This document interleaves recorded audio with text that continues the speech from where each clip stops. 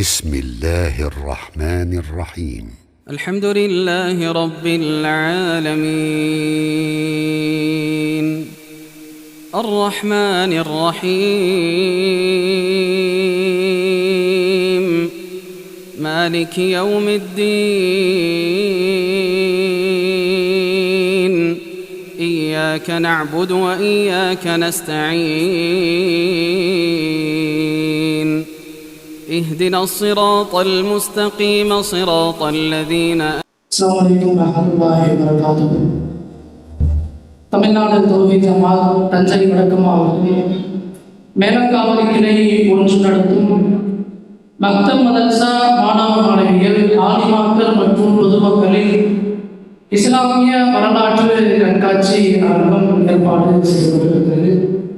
இந்நிகழ்ச்சியின் தலைமை உரையாக மாவட்ட மருத்துவர் அணி சகோதரர் கபீர் அஹ்மத் அவர்கள் உங்கள் முன்னால் உரையாற்றுகிறார். அஸ்ஸலாமு அலைக்கும் வரஹ்மத்துல்லாஹி வபரகாத்துஹு.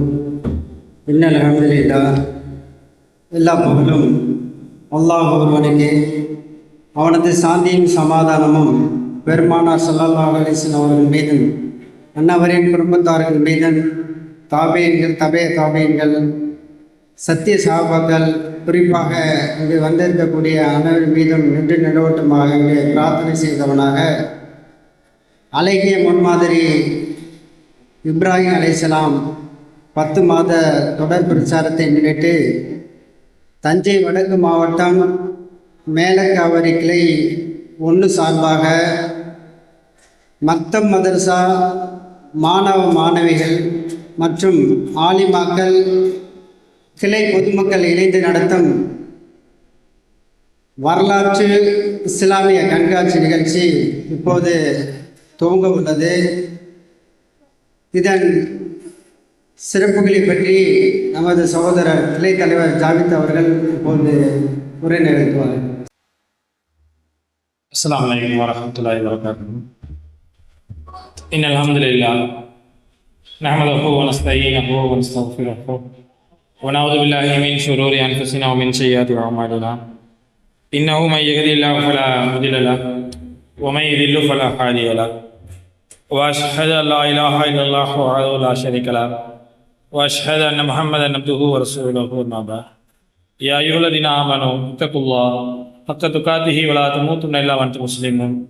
யா அய்யுஹன் நாஸ் இத்தகூ ரப்பக்குமுல்லதீ خلقكم من نفس واحدة وخلق منها زوجها وبث منهما رجالا كثيرا ونساء واتقوا الله الذي تساءلون به والأرحام إن الله كان عليكم رقيبا. يا أيها الذين آمنوا اتقوا الله وقولوا قولا سديدا يصلح لكم أعمالكم ويغفر لكم ذنوبكم ومن يطع الله ورسوله فقد فاز فوزا عظيما. فإن أصدق الحديث كتاب الله وأحسن الهدي محمد صلى الله عليه وسلم وشر الأمور محدثاتها وكل محدثة بدعة وكل بدعة ضلالة وكل ضلالة في النار.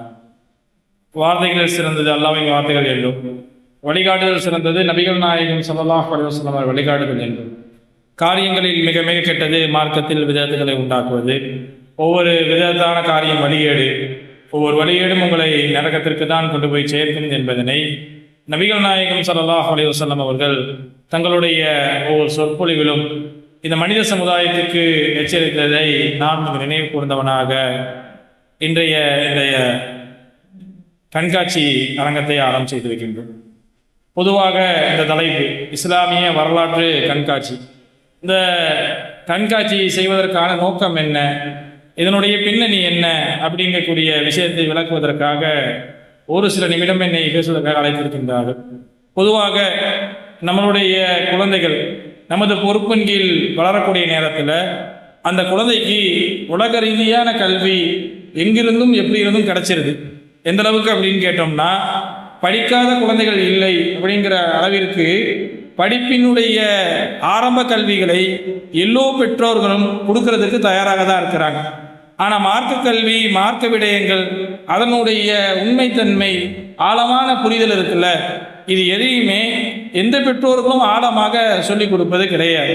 பொதுவாக உலக கல்வியை அதிகமாக ஆழமாக புரியக்கூடிய பிள்ளைகள் கூட மார்க்க விஷயங்களில் அந்த மார்க்க விடயங்கள் சொல்லக்கூடியதை உளமாற தெரிந்து கொள்வதற்கு ரொம்ப கடினமாக அவர்கள் தவிக்கின்றார்கள். இந்த நிலைகள்லாம் அறிந்து நாம் என்ன பண்ணோம் அப்படின்னு கேட்டோம்னா, இஸ்லாமிய வரலாற்று கண்காட்சிங்கிற ஒரு நிகழ்ச்சியை ஏற்பாடு செய்கிறதன் மூலமாக பெற்றோர்களும் ஒரு ஹதீஸினுடைய ஆழத்தினை புரிந்து கொள்வார்கள், ஒரு குர்ஆன் வசனத்தினுடைய ஆழத்தை புரிந்து கொள்வார்கள்.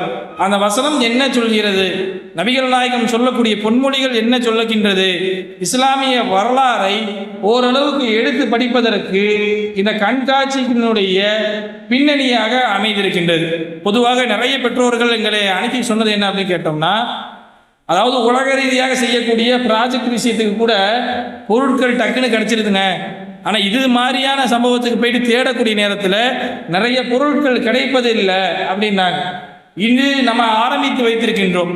இன்ஷா அல்லாஹ் இனி வரக்கூடிய காலங்களில் இது மாதிரியான கண்காட்சிகளின் மூலமாக மக்களிடையே மார்க்க ரீதியான விழிப்புணர்வுகளை அதிகமாக ஏற்படுத்தி மார்க்க கல்வியினை பரப்பக்கூடிய ஒரு நிகழ்வாக இருக்கின்றது. நிறைய குழந்தைகள் மிக ஆர்வமாக செஞ்சிருக்கிறாங்க. ஒவ்வொருத்தவங்களும் ஒவ்வொரு செய்தியை அவங்க எந்த அளவிற்கு புரிந்திருக்கின்றார்களோ அதனை தத்ரூபமாக நமக்கு நம்முடைய கண் முன்னே கொண்டு வந்திருக்கின்றார்கள். அந்த குழந்தைகள் ரொம்ப மிக ஆர்வமாக இருக்கிறாங்க. இதை நாங்கள் சம்பந்தமாக செஞ்சுருக்கிறோம், செஞ்சது மட்டும் இல்லாமல் அதை நாங்கள் எக்ஸ்பிளைன் பண்ணுறதுக்கு ரெடியாக இருக்கிறோங்கிற அளவிற்கு குழந்தைகள் தயாராக இருக்கிறாங்க. இந்த குழந்தைகளை பார்த்துருக்கக்கூடிய பெற்றோர்கள் கூட நான் பக்கம்லாம் அந்த பிள்ளைக்கு செஞ்சு நானே அதில் மனப்பாடம் ஆகிட்டேன், என்னை விட்டால் நானும் ஒரு 2 நிமிஷம் என்ன பண்ணுவேன், அந்த பிள்ளை செஞ்சிருக்க சம்பந்தமாக பெரிய விளக்கத்தை நானே தர தயாராக இருக்கிறேன் அப்படிங்கிற அளவிற்கு நிறைய பெற்றோர்கள் என்ன பண்ணுறாங்க, இந்த மாதிரியான ஒரு கருத்துக்கள் தராங்க. அப்போ ஒரு கண்காட்சியின் மூலமாக எவ்வளோ பெரிய ஒரு நன்மையை அடைகின்றது. பொதுவாக இஸ்லாம் குறித்தும் நபிகள் நாயகத்துடைய பொன்மொழிகள் குறித்தும் வந்து மேடையில் நீங்கள் பேசுங்கன்னு சொன்ன வச்சிங்களேன், கொஞ்ச நேரத்தில் எல்லாருக்கும் கை காலெல்லாம் உதற ஆரம்பிச்சிடும். மக்கள் மத்தியில் இவ்வளோ பெரிய மக்கள் கூடியிருக்க நேரத்தில் எங்களால் எப்படி பேச இயலும் அப்படிங்கிற ஒரு பயம் இருக்கும். ஆனால் இந்த கண்காட்சி எல்லாம் என்ன பண்ணும் அப்படின்னா, அந்த பயத்தை சுக்குநூறாக உடைத்து தள்ளு. நம்ம சொல்றது சத்தியம், நம்ம சொல்றது அசத்தியம் அல்ல அப்படிங்கிறப்ப அதை மக்கள் மத்தியில் எடுத்து சொல்லணும் அப்படிங்கிறதும், மக்கள் அதுலேருந்து விளங்கக்கூடிய விளக்கங்கள் நமக்கு ரொம்ப ஒரு மனசுக்கு நிம்மதியை கொடுக்கும். நம்ம சொல்றத மக்கள் புரிஞ்சுக்கிறாங்களே, அப்ப நமக்கு கூட சொல்வதற்கான திறன்மை இருக்குது போலவே அந்த திறமையை நம்ம இன்னும் வளர்த்துக்கணும் அப்படிங்கிற ஆர்வம் அதிகமாக வரும்.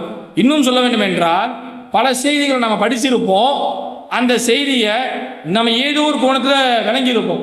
ஆனால் இங்கே தத்ரூபமாக பார்க்கக்கூடிய நேரத்தில் அந்த செய்தி எதுதான் சொல்ல வருகிறதா அப்படிங்கிறத மிக எளிமையாக புரிந்து கொள்ளக்கூடிய வகையில் இந்த கண்காட்சியினுடைய ஏற்பாடுகள் செய்யப்பட்டிருக்கின்றது. இந்த கண்காட்சியானது சரியாக இப்போ 4:30 மணியிலேருந்து தொடங்கி மக்ரிபினுடைய வக்து தொழுகை முடிந்த வரைக்கும் நடைபெறும். இன்ஷா அல்லாஹ் இந்த கண்காட்சியினுடைய நிறைவாக நமது ஜமாத்தினுடைய மாநில செயலாளர் சகோதரர் யூசுப் அவங்க என்ன பண்ணுவாங்க அப்படின்னா, இல்லம்தோறும் இப்ராஹிம் நபி என்ற தலைப்பின் கீழே உங்களுக்கு முன்ன உரை நிகழ்த்துவாங்க. அது வரைக்கும் மாணவர்கள்ட்ட அவங்க செஞ்சிருக்கக்கூடிய கண்காட்சி சம்பந்தமான விளக்கங்களை கேட்டு அறிந்து கொள்ளுங்கள். ஏனென்றால் மாணவர்கள் அதை எதிர்பார்க்குறாங்க. நம்ம இங்கே வந்துட்டோம், பிள்ளைங்களை விட்டுட்டோம், நம்ம பிள்ளை செஞ்சது நமக்கு தெரியும், மற்ற பிள்ளை செஞ்சது நமக்கு தெரியாதுல்ல. அந்த பிள்ளைங்கள்ட்ட போயிட்டு கேட்டு அந்த பிள்ளைங்களுடைய ஆர்வத்தை வளர்க்கக்கூடிய விதமாக அந்த பிள்ளைகள் டவுட்டு கேட்டு அவர்களும் அதிகமாக மார்க்க கல்வியில் உயரக்கூடிய நிலையிலையும் நம்மளும் நம்மளுடைய அறிவை வளர்த்துக் கொள்ளக்கூடியவர்களாக நாம் மாற வேண்டும் என்று கூறி இந்த உரையினை நிறைவு செய்கின்றேன். வாழ்க அல்ஹம்துலில்லாஹி ரப்பில் ஆலமீன். அஸ்ஸலாமு அலைக்கும் வரஹ்மத்துல்லாஹி.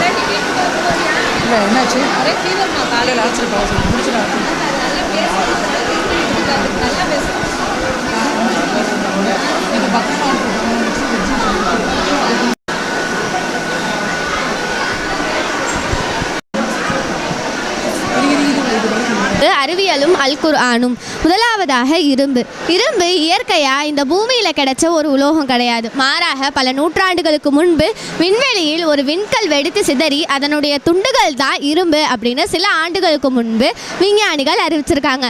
ஆனால் இறைவன் 1400 வருடத்திற்கு முன்பே சொல்லிட்டா, நாம் மனிதர்களின் நன்மைக்காக இரும்பினை பூமியின் கீழ் இறக்கினோம் என்று. அடுத்ததாக மலைகள் எவ்வளவு உயரமாக பூமியின் மேல் இருக்கிறதோ அதனை விட உயரமாக ஆழமாக வேரூன்றி பூமியின் உட்பகுதியில் இருக்கிறது. இதனை இறைவன் தன் திருமறை குர்ஆன்ல சொல்றா, நாம் மலைகளை முளைகளாக்கவில்லையா என்று. அடுத்ததாக பிரபஞ்சம். இப்பிரபஞ்சம் ஒரு நொடிக்கு ஒரு முறை விரிவடைந்து கொண்டே இருக்கிறது. இதனை 20ஆம் நூற்றாண்டின் மிகப்பெரிய புரட்சிகரமான கண்டுபிடிப்பு அப்படின்னு சொல்கிறாங்க. ஆனால் 1400 வருடங்களுக்கு முன்பே இறைவன் சொல்லிட்டா, நாம் இப்பிரபஞ்சத்தை படைத்தோம், அதனை விரிவாக்கி கொண்டே இருப்போம் என்று.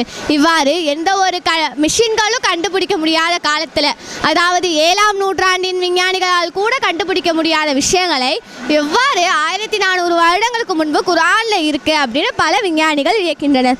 பிஸ்மில்லாஹிர் ரஹ்மானிர் ரஹீம். அலம் தர கைஃப ஃபஅல ரப்புக பிஅஸ்ஹாபில் ஃபீல். நபியே, யானை படையினரை உமது இறைவன் எவ்வாறு ஆக்கினான் என்பதை நீர் அறியவில்லையா? அலம் யஜ்அல் கைதஹும் ஃபீ தலுலி. அவர்களின் சூழ்ச்சியை அவன் தோல்வியுற்றதாக ஆக்கிடவில்லையா? அபாபில். அவர்கள் எதிராக கூட்டம் கூட்டமாக பறவைகளை அனுப்பினான். தர்மீஹிம் பிஷாரத்தின் சிஜ்ஜீல். அவர்கள் சூடேற்றப்பட்ட கற்களை அவர்களின் மீது அவை எறிந்தான். ஃபஜஅல்லஹும் கஅஸ்ஃபிம் மஅகூல். உடனே அவன் அவர்களை மெல்லப்பட்ட வைக்கோல் போல ஆக்கினான். சுலைமான் நபியை பற்றி பார்க்கலாம். சுலைமான் நபி காட்டு, எறும்பு, பறவை, ஜின் ஆகியவற்றவன் விஷப்படுத்தி கொடுத்தான். சுலைமான் நபி வரும்போது அந்த சில எறும்பு வந்துச்சு. அதில் ஒரு எறும்பு சொல்லிச்சு, சுலைமான் நபி அவங்களோட படையை வருதுன்னு. நம்மளை தெரியாமல் மிதிச்சிருவாங்க, நம்ம பொந்துக்குள்ளே பைக்கலான்னு சொல்லிச்சு. சுலைமான் நபி வந்து படையை நிறுத்த சொல்லிட்டு சிரித்தாங்க. எறும்பு போனோன்னு சுலைமான் நபி போனாங்க. ஈசா நபி தொட்டின் குழந்தையாக இருக்கும் அல்லாவின் அற்புத படைப்புகளின் பேசிய நபி ஈசா நபி. அவர்கள் இஞ்சில் வேதம் வழங்கப்பட்டது. அல்லாவின் அற்புத படைப்புகளின் பேசிய நபி ஈசா நபி. அவர்களுக்கு இஞ்சில் வேதம் வழங்கப்பட்டது. அவர்கள் நபி என்று பட்டம் வழங்கப்பட்டது. யூசுஃபை பற்றி பார்க்கலாம். என் தந்தையே, 11 நட்சத்திரங்களையும் சூரியனையும் சந்திரனையும் நான் கனவில் கண்டேன். மெய்யாகவே அவை எனக்கு பணியாக கண்டேன். யூசுப் நமது தந்தை கூறியதை நபியை நினைவிட்டு வீராக, என் அருமை மகனை, உனது கனவை உனது சகோதரர்களிடம் கூறாதே. அவர்கள் உனக்கு எதிராக கடும் சூழ்ச்சி செய்வார். நிச்சயமாக சைத்தான் மனிதனுக்கு பகிரங்கமான எதிரி என அவர் கூறினார்கள். 12ஆம் வசனம் 4-5. அஸ்ஸலாமு அலைக்கும் வரஹ்மத்துல்லாஹி வரகாத்து. இன்னைக்கு நான் எடுத்திருக்க தலைப்பு ஹிஜாப் அணிவதின் ஒழுக்கங்கள். ஆரம்ப கால முஹாஜிர் பெண்களுக்கும் அல்லாஹ் கருணை புரிவானாக. நபியே, இறைநம்பிக்கை கொண்ட பெண்களிடம் கூறுக, அவர்கள் தங்கள் மார்புகள் மேல் துப்பட்டாவை போட்டு மறைக்க வேண்டும் என்னும் 24-31வது வசனத்தை அல்லாஹ் அருளிய போது அவர்கள் தங்கள் கிளாடையில் ஒரு பகுதியை கிழித்து அதனை துப்பட்டாவா ஆக்கி கொண்டார்கள். அறிவிப்பாளர் ஐஷார் அலி, நூல் புகாரி 4758. அஸ்ஸலாமு அலைக்கும் வரஹ்மத்துல்லாஹி வபரகாத்துஹு.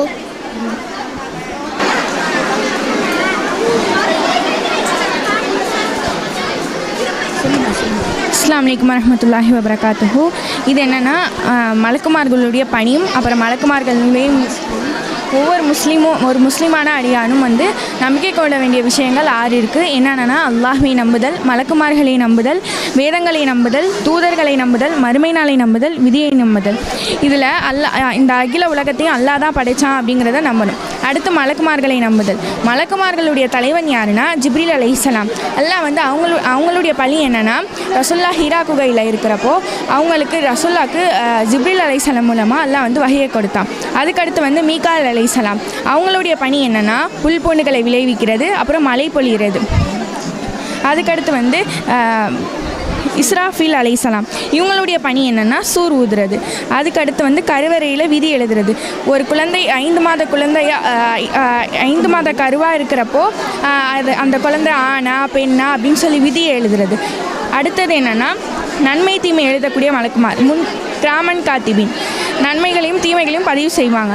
அதுக்கு அடுத்து மாலிக் அலைஹிஸ்ஸலாம். இவங்களுடைய பணி என்னென்னா இவங்க தான் நரகத்தோடைய காவலாளி. அதுக்கடுத்து வந்து அரசு சுமக்கிற மாணவர்கள் வந்து மொத்தம் 8 பேர். அடுத்து மலக்குல் மௌத். ஒவ்வொரு அடியானும் மரணிக்கிறப்போ ஒவ்வொருவருக்கும் ஒவ்வொரு மலக்குமாரை அல்லாஹ் நியமிச்சிருப்பான். அவங்க தான் மலக்குல் மௌத். அதுக்கடுத்து வந்து ஒவ்வொரு அடியானும் மரணிச்ச பிறகு அவங்கள வந்து கபூரில் கேள்வி கேட்கக்கூடிய மலக்குமார்கள் தான் வந்து முன்கர் நக்கீர்.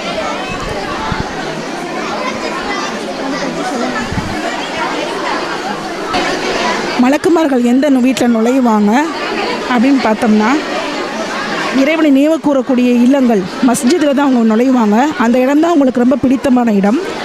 மார்க்க சொற்பொழிவுகள் நடக்கக்கூடிய இடம் எங்கெல்லாம் இருக்குதோ தெருக்களில் சுற்றி திரிஞ்சிட்டு அந்த இடங்களில் அமர்ந்துட்டு முதல் வானம் வரைக்கும் அந்த இடத்த வந்து அடைச்சிருவாங்க. மலக்குமார்கள் ஒருவருக்கு மேல் ஒருவராக இருந்து அந்த இடத்தையே அடைச்சி அல்லாஹ்விடத்தில் நம்மளுக்காக துவா செய்யக்கூடியவங்களாக இருக்கிறாங்க.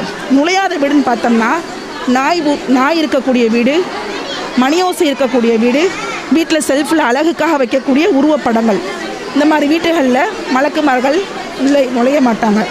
மலக்குமார்களுக்கு வந்து ஆற்றல் எதுவுமே கிடையாது. கணவர் மனைவி தாய் தந்தை எதுவுமே அவங்களுக்கு கிடையாது. அவங்க வந்து அல்லாஹுடைய அடியார்கள். அல்லாஹ் என்ன சொல்கிறானோ அதுக்கு மாறு செய்யாமல் உடனே அவங்க அடிப்பணிச்சு நடப்பது தான் அவங்களுடைய கடமை.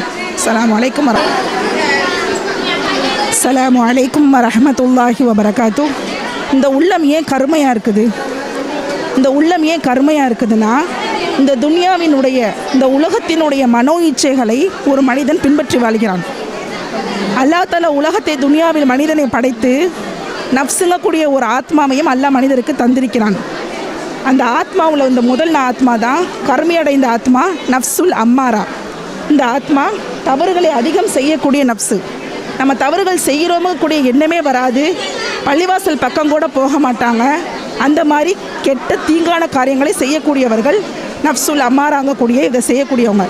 இதில் இருந்து யார் மீண்டு வருவாங்கன்னா, ஒரு ஆலிமின் பயானின் மூலமாக, ஒரு பெற்றோரின் தூண்டுதலின் மூலமாக, நல்ல நண்பனின் தூண்டுதல் மூலமாக யார் வெளியில் வராங்களோ அவங்க தஸ்கியத் பெறுறாங்க, தூய்மை அடைகிறாங்க. அவங்களுடைய உள்ளம் தூய்மையடைது. கத் அஃப்லஹ மன் ஸக்காஹா வ கத் ஹாப மன் தஸ்ஸாஹா. அவங்க யார் அதுலேருந்து தூய்மை பெறலையோ அவங்க நஷ்டமடைஞ்சிடுறாங்க. அடுத்ததான் நஃப்ஸுல் லவ்வாமா. இந்த நஃப்ஸ் எப்படின்னு சொல்லி சொன்னால், தீங்குகள் செஞ்சாலும், பாட்டு படித்தாலும், ஒரு டிவி பார்த்தாலும், ஒருத்தவங்க கிட்ட கோவப்பட்டாலும், நம்ம ஏன் அப்படி செஞ்சோம், நம்ம அப்படி செஞ்சுருக்கக்கூடாது அப்படின்னு சொல்லி இந்த நஃப்ஸ் நம்மளைய சொல்லும். நம்ம அந்த பயத்தை அல்லாஹ்வுக்கு அஞ்சி நம்ம அழுவக்கூடியவங்களாக இருப்போம், தொழுவோம், அல்லாஹ்விடத்தில் பாவ மன்னிப்பு கேட்போம். நம்ம ஏன் ஷாப்பிங் போகும்போது அதில் தொழுகையை மறந்தோம், நம்ம ஏன் வீண் விரயம் செய்தோம் அப்படின்னு சொல்லிட்டு இந்த நஃப்ஸ் நம்ம தப்பு செய்யக்கூடியதை நீ தப்பு செஞ்சுட்டாங்கிறத உணர்த்தக்கூடிய இந்த நஃப்ஸ் தான் நஃப்ஸுல் லவ்வாமா, இரண்டாவது நஃப்ஸு. இந்த மூணாவது நஃப்ஸ் என்னன்னு சொல்லி சொன்னோம்னா, இதையும் தாண்டி பெஸ்ட்டாக உள்ளது நஃப்ஸுல் முத்துமையின்னா. அல்லாஹ் குர்ஆனில் சொல்லி காட்டுறான், யா ஐயத்துஹன் நஃப்ஸுல் முத்துமையின்னா இர்ஜஇ இலா ரப்பிகி ராலியத்த மர்தியா. இந்த நஃப்ஸ அல்லாஹ் தஆலா அமைதியுற்ற உயிரே, திருப்தியோடும் இறைவனால் திருப்தி கொள்ளப்பட்டும் உனது இறைவனிடம் செல்வாயாக. அழகிய ஒரு மௌத்தாக உயிரை கைப்பற்றும் போது அவங்கள அழைச்சி கூப்பிடுறாங்க. ஏன் அப்படின்னா, இந்த இதே மாதிரியே முத்துக்களால் அலங்கரிக்கப்பட்டவங்களாக, அவங்களுடைய உள்ளம் வெண்மையானவர்களாக இந்த முத்துமையினால் இருக்கக்கூடியவங்க இருப்பாங்க. எந்த கெட்ட எண்ணமும் அவங்க நினைக்க மாட்டாங்க. எல்லா மக்களும் உறங்கி கொண்டிருக்கக்கூடிய நேரத்தில் படைத்த இறைவனை வணங்குவதற்காக எந்திரிச்சு நின்று தொழுவாங்க. குர்ஆனை ஓதக்கூடியவங்களாக இருப்பாங்க. யார் என்ன பேசினாலும் சபுரை கைப்பிடிப்பாங்க, புன்முறுவலோடு இருப்பாங்க, ஹசத் இருக்காது, பொறாமை இருக்காது. இந்த மாதிரி நற்குணம் உடையவங்க தான் இந்த முத்துமையினாங்கக்கூடிய நஃப்ஸில் உடையவங்க. ஆக இந்த மூன்று நஃப்ஸிலையும் நம்ம எந்த நஃப்ஸாக நம்ம இருக்கணுங்கிறது நம்ம கையில் தான் இருக்குது. நபி ஸல்லல்லாஹு அலைஹி வஸல்லம் அவங்க சொல்லி காட்டினாங்க, ஒரு இந்த உலகம் மூமின்களுக்கு சிறைச்சாலை, காஃபிருக்கு சொர்க்கச்சோலை. இதுதான் அது. காஃபிர் சொர்க்கச்சோலையை அந்த துனியாவில் ஆண்டு வாரான். ஒரு முஃமின் எல்லாத்தையும் பொறுத்து சிறைச்சாலையாக வாழ்ந்துட்டு வாரான். நாளைக்கும் நிரந்தரமாக சொர்க்கத்தை அனுபவிக்கக்கூடியவனாக இருப்பான், நரகத்தை அனுபவிக்கக்கூடியவனாக இருப்பான். இதிலிருந்து மீண்டு வரக்கூடிய மக்களாக ஒரு நஃப்ஸாக மாறணும். நாமும் இந்த வெண்மையான நஃப்ஸுக்கு வர முயற்சி செய்யக்கூடிய மக்களாகவும் இருக்கணும் இன்ஷா அல்லாஹ். அஸ்ஸலாமு அலைக்கும் வரஹ்மத்துல்லாஹி வபரகாத்துஹ். நமக்கு இறைவனால் பொறுப்பாக கொடுக்கப்பட்ட அந்த குழந்தைய நம்ம எப்படி வளர்க்கணும்னு சொல்லிட்டு ஒரு குழந்தைய நம்ம வந்து பள்ளிவாசலோட தொடர்புள்ள குழந்தையாக வளர்க்கணும். சில நாளுக்கு மறுமையில் அல்லோட 7 பேரில் பள்ளிவாசல் தொடர்புள்ள பிள்ளைங்க இருக்கும். ரெண்டாவது ஓத வைக்கிறது. ஒரு பிள்ளைங்க நம்ம ஓத வைக்கிறது ஒரு தயாராக கடமை. அந்த பிள்ளை ஓதுனுச்சுன்னா நாளைக்கு அந்த குர்ஆன் மறுமையில் அந்த பிள்ளைக்கு சாட்சி சொல்லலாம், என்ன இவன் ஓதுனான்னு சொல்லிட்டு சொல்லலாம் அல்லாட்ட. அதே அந்த குர்ஆன் ஓதுனக்காக அந்த பிள்ளைக்கு நாளைக்கு கிரீடம் வழங்கப்படும். அதாவது தொழுகை நம்ம கஃப்ரில் 3ஆவதாக நம்ம முறை கேட்குற கேள்வி நம்ம தொழுகையை பற்றி தொழுதியான்னு சொல்லிட்டு, அதனால் பிள்ளையை நம்ம தொழுகிற பிள்ளையாக கரெக்டான வளர்க்கணும். அப்புறம் துவாவும் ஒரு வணக்க துவாவும் நம்மளுக்கு ஒரு வணக்க வழிபாடு தான். துவா நம்ம கரெக்டாக பிள்ளைங்க செய்யணும். அப்படியே இதான் தாய், அந்த தாயினாலையும் கற்றுக் கொடுக்கணும். அப்புறம் மெயின் பிள்ளை வந்து நம்ம மூத்த பொண்ணு பிறக்கும் நம்மளுக்கு நம்ம பிள்ளை நமக்கு தொழில் வைக்கிறத ரொம்ப சிறந்தது. அப்புறம் அப்பேற்பட்ட குழந்தைய நம்ம இன்ஷால்லா வளர்க்கணும். நம்ம இறந்தப்பி நம்ம கூட 3 நன்மைகள் சேரும். 1 நிலையான தர்மம், 2 பயனுள்ள தரும் கல்வி, 3வது சாலிகான குழந்தையின் துவா. அப்படியேப்பட்ட குழந்தைய நம்ம இன்ஷால்லா வளர்க்கணும். ஏன்னா நம்ம வந்து பொறுப்பாளி, நம்ம அந்த பொறுப்பில் கரெக்டாக இருக்கணும். அப்புறம் வந்து குழந்தையை தீமுறை வளர்ப்பணும். நான் எல்லா தாயும் குறை சொல்கிறதுக்காண்டி இதை நான் எடுக்கலை. இந்த மெயின் காரணம் வந்து அம்மா சில பிள்ளைங்க என்ன செய்கிறாங்க, என்ன தாயும் பிள்ளை குடிக்க சொல்ல மாட்டாங்க, சீர் செய்ய மாட்டாங்க. அதாவது நான் பொதுவாக எல்லா தாயும் சொல்ல, நல்ல தாயும் இருக்காங்க. அதில் கெட்ட வழியில் அம்மா போய் காசு கொடுத்து கெட்டு போன்னு சொல்கிறது கிடையாது. செல்ல தாய் என்ன பண்ணுறாங்க, பிள்ளை காசு கேட்டாங்கன்னா காசு கொடுத்துட்றாங்க. அதுக்கு பிள்ளை என்ன பண்ண தேட்டருக்கு போகுது. செல்லை வச்சு நிறைய நன்மையான காரியம் இருக்குது, ஆனால் தீமையான காரியம் தான் பிள்ளைங்க செய்யுது. அதை வந்து அம்மா கண்டும் காணாமல் விட்டது தான் ஒரு காரணம். அது மாதிரி ஃப்ரெண்ட்ஷிப் வச்சுக்க, நல்ல ஃப்ரெண்ட்ஷிப்பாக வச்சுக்கணும். நல்ல ஃப்ரெண்ட்ஷிப்புக்கு உதாரணம் கஸ்தூரி போல் உள்ளது. அந்த கஸ்தூரி நம்ம வாங்க விட்டாலும் அந்த பக்கத்தில் நின்று அந்த வாடையை நம்ம சுமந்துக்கலாம். ஆனால் அதே கெட்ட நண்பன் வந்து கொள்ளையின் பட்ட நெருப்பு மாதிரி, அது அவனையும் அழிச்சிடும், பக்கத்தில் இருக்க நம்மளையும் அழிச்சிடும். நம்மளுக்கு அது ஒரு வாடையை கெட்ட வாசமாக அழிச்சிடும். நம்ம அந்த கெட்ட நண்பன் நம்ம சேரக்கூடாது. அந்த மாதிரி போது எனக்கு டிவிலேயே கிரிக்கெட்டை பார்த்துக்கிட்டு தொழுவு போகாமா கொள்ளவாமா உட்காந்து டிவிலேயே நேரத்தை வீணாக்குவது. அதாவது ஒரு நல்ல தாய் என்ன செய்யணும், பிள்ளை கெட்டு போணுச்சுன்னா அந்த தாய் என்ன பண்ண அந்த பிள்ளையை சிறையில் அடைச்சி திருத்தது கூட நம்ம வந்து தயங்கக்கூடாது. அது அப்படின்னு நம்ம இடத்த கண்டிப்பாக காமிக்கணும். நம்ம ஒருவரும் பொறுப்பாளியே, நம்ம மறுமையில் நம்ம பொறுப்புப்பட்டு விசாரிக்கப்படும். சில வரக்கூடிய காலங்கத்தில் நாமும் நன்மையை செய்து நம் மக்களையும் பிள்ளைகளையும் நன்மை செய்யுமாறு ஏவி இருளுக்கும் வெற்றி பெறுமாக அல்லாஹ் உங்களும் என்னையும் ஆக்கி ஹெல்ப் பண்ணுவாங்க. அஸ்ஸலாமு அலைக்கும் ரஹ்மத்துல்லாஹி பரகாத்துஹ். அஸ்ஸலாமு அலைக்கும் ரஹ்மத்துல்லாஹி பரகாத்துஹு. நம்ம பொதுவாக ஒரு வீட்டுக்குள்ளே போகிறோம்னு சொன்னால் அவங்கள்ட்ட நம்ம சலாம் கூறிட்டு அவங்க பதில் சலாம் நம்மளுக்கு பதில் அளித்தா தான் நம்ம வீட்டுக்குள்ளே நுழையணும். அப்படி அவங்க பதில் வரலை அப்படின்னு சொன்னால் நம்ம திரும்பி போடுறது ரொம்ப சிறந்தது. நபியும் அதான் நம்மளுக்கு கற்று தந்திருக்காங்க. அதுபோல் நம்ம வந்து 3 நேரங்கள் வந்து யார் வீட்டுக்கும் அனுமதி இல்லாமல் நம்ம போகக்கூடாது. அது எப்படின்னு சொன்னால் காலையில் ஃபஜருக்கு பிறகு, லொஹருக்கு பிறகு, இஷாக்கு பிறகு, அந்த 3 நேரங்கள்லேயும் அவங்க வந்து சாப்பிட்டுட்டு ஃபஜர் தொழுதுட்டு ரெஸ்ட் எடுக்கக்கூடிய நேரம். அந்த 3 நேரத்துலேயும் நம்ம ஒரு வீட்டுக்கு போகிறத தவிர்த்துக்கிறது நல்லது. நம்ம இல்லை ஒரு அத்தியாவசியம் இல்லை ஒரு அர்ஜென்ட்டுக்காக போகிறதுனால ஒன்றும் தப்பு இல்லை, அவங்க அனுமதியோட நம்ம உள்ளே போகலாம். அதுபோல் நம்ம ஒரு வீட்டுக்குள்ளே இருக்கிறோன்னு சொன்னால் நம்ம தாய் தாப்பன் ஒரு ரூமில் இருக்கும்போது, பிள்ளைகள் வீட்டில் இருக்கும்போது நம்மள்ட்ட பர்மிஷன் கேட்டு டோர் தட்டிட்டு தான் உள்ளே வரணும். அதுமாதிரி பிள்ளைங்கள் ரூமுக்கு நம்ம தாய் தாப்பன் போனாலும் அவங்களுடைய டோரை தட்டிட்டு பர்மிஷன் கேட்டு தான் நம்ம உள்ளே போகணும். அதுதான் சிறந்தது. அதுதான் நம்மளுக்கு நபி ஸல்லல்லாஹு அலைஹி வஸல்லம் கற்று தந்திருக்காங்க. குரான்லேயும் திருக்குரானில் வந்து அல்குரானில் அன்னூர் ஒளிங்கிற அத்தியாயத்தில் 24வது அத்தியாயத்தில் 58லேயும் 59லேயும் அல்லாஹ் நம்மளுக்கு புதுப்பிச்சுருக்குறாங்க. அதை நம்ம படித்தோம்னால நம்மளுக்கு அதனுடைய கல்வி ஞானம் நம்மளுக்கு அதிகமாக கிடைக்கும். அஸ்ஸலாமு அலைக்கும் வரஹ்மத்துல்லாஹி பரகாத்துஹு. நான் எடுத்துக்கொண்ட தலைப்பு வந்து நபிகளாரின் எச்சரிக்கை. இந்த தலைப்பு நான் ஏன் எடுத்தேன் அப்படின்னா, ரசூல்லா வந்து மிம்பர் படி ஏறக்குள்ளேயே 3 தடவை வந்து ஆமீன் சொல்கிறாங்க. எதுக்காக அப்படின்னு மக்கள் கூடி இருந்து மக்கள் கேட்குறாங்க, எதுக்காக ஆமீன் சொல்கிறீங்க ரசூல்லா? இது வரைக்கும் நீங்கள் மிம்பர் படி ஏறக்குள்ள இது வரைக்கும் ஆமீன் சொன்னதில்லையே, புதுசாக ஒரு விஷயம் செய்கிறீங்களே, எதுக்குன்னு கேட்குறாங்க. அதுக்கு ரசூல்லா சொல்கிறாங்க, மலக்குமார் ஜிப்ரீல் அலைஹிஸ்ஸலாம் என்கிட்ட வந்து 3 விஷயத்த சொன்னாங்க. அந்த 3 விஷயத்த அவங்க சொன்னதுக்காக நான் ஆமீன் சொன்னேன் அப்படின்னு சொல்கிறாங்க. அதை எங்களுக்கும் சொல்லுங்கள் ரசூல்லா அப்படின்னு சொல்லிட்டு மக்கள் கேட்குறாங்க. அதில் முதல் விஷயமா ரசூல்லா சொல்கிறாங்க, நம்முடைய பெற்றோர் வயது முதிர்ந்த பெற்றோர் வந்து பெற்றோராக இருக்கிற நிலமையில் அவங்கள வந்து நம்ம பொருளாதார ரீதியாகவும் உடல் ரீதியாகவும் அவங்களுக்கு எந்த ஒரு ஊதியமும் நம்ம செய்யாமல் இருக்கிறவங்களுக்கு மலக்குமார்கள் சொல்கிறாங்க மூக்கு மண்ணை கவட்டும் அப்படின்னு சொல்கிறாங்க.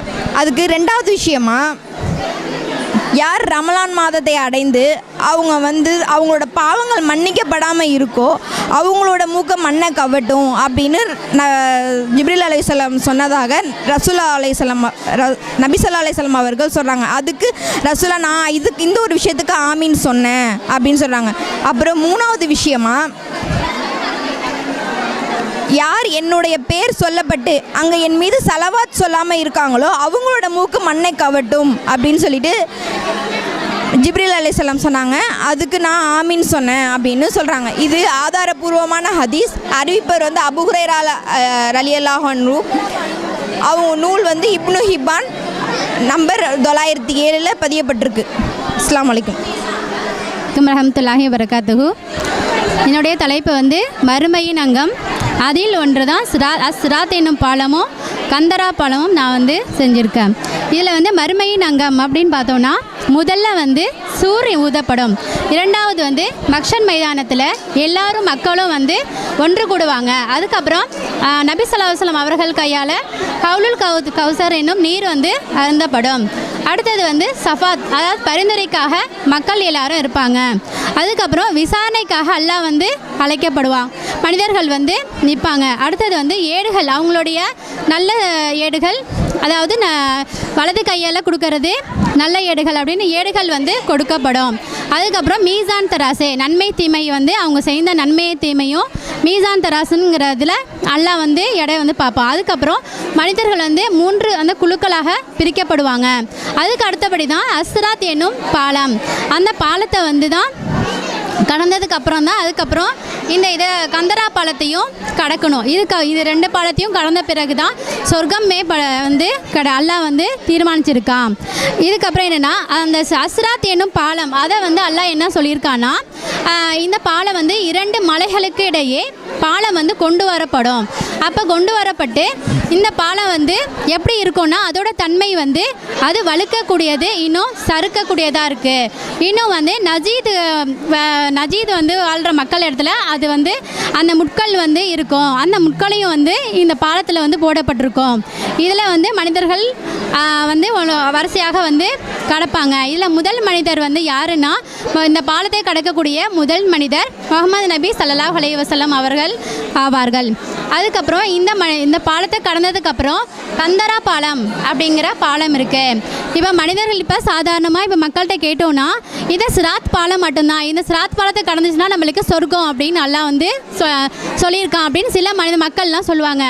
ஆனால் அதுதான் இல்லை. இப்போ இதுக்கப்புறம் என்னென்னா, கந்தரா பாலம்ங்கிறத வந்து அல்லாஹ் வந்து உருவாக்கியிருக்கான்.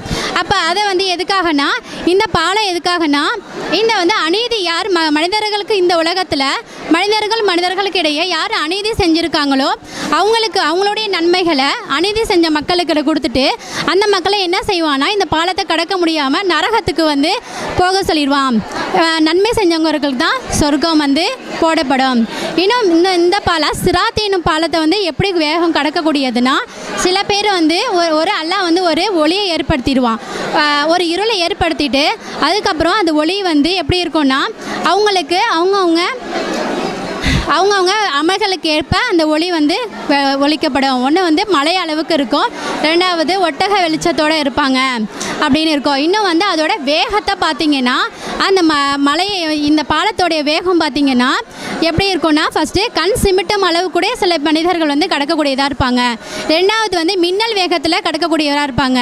3வது காற்று வேகத்தில் கடக்கக்கூடியதாக இருப்பாங்க. அதுக்கப்புறம் பந்தய குதிரை ஒட்டகம் அந்த மாதிரி அந்த வேகத்தில் கடக்கக்கூடியவர்களாக இருப்பாங்க. அப்படின்னா இந்த பாலத்தை கடந்ததுக்கப்புறம் தான் கந்தரா பாலம். இதோட இது முடிச்சுட்டு அதுக்கப்புறம் நரகமா சொர்க்கமா அல்லாஹ் வந்து தீர்மானம் செய்கிறான். அஸ்ஸலாமு அலைக்கும் வரஹ்மத்துல்லாஹி வபரகாத்துஹு. இன்னைக்கு அல்லாஹ் வீண்விரயத்தை பற்றி வீண்வினை சேர்வெல்லாம் அல்லாஹ் நேசிக்க மாட்டான்னு சொல்கிறான். ஆனால் இந்த திருமணத்தை நம்ம எடுத்துக்கிட்டோம் அப்படின்னு பார்த்தோன்னா, இந்த ஒரு நாள் கூத்துக்காண்டி எவ்வளவோ வீண்விரயம் செய்யக்கூடியவர்களாகவும், இன்னும் கல்யாணத்துக்கு முத நாளே பரிசத்துக்கு வந்து 70-30 பேர் அழைச்சி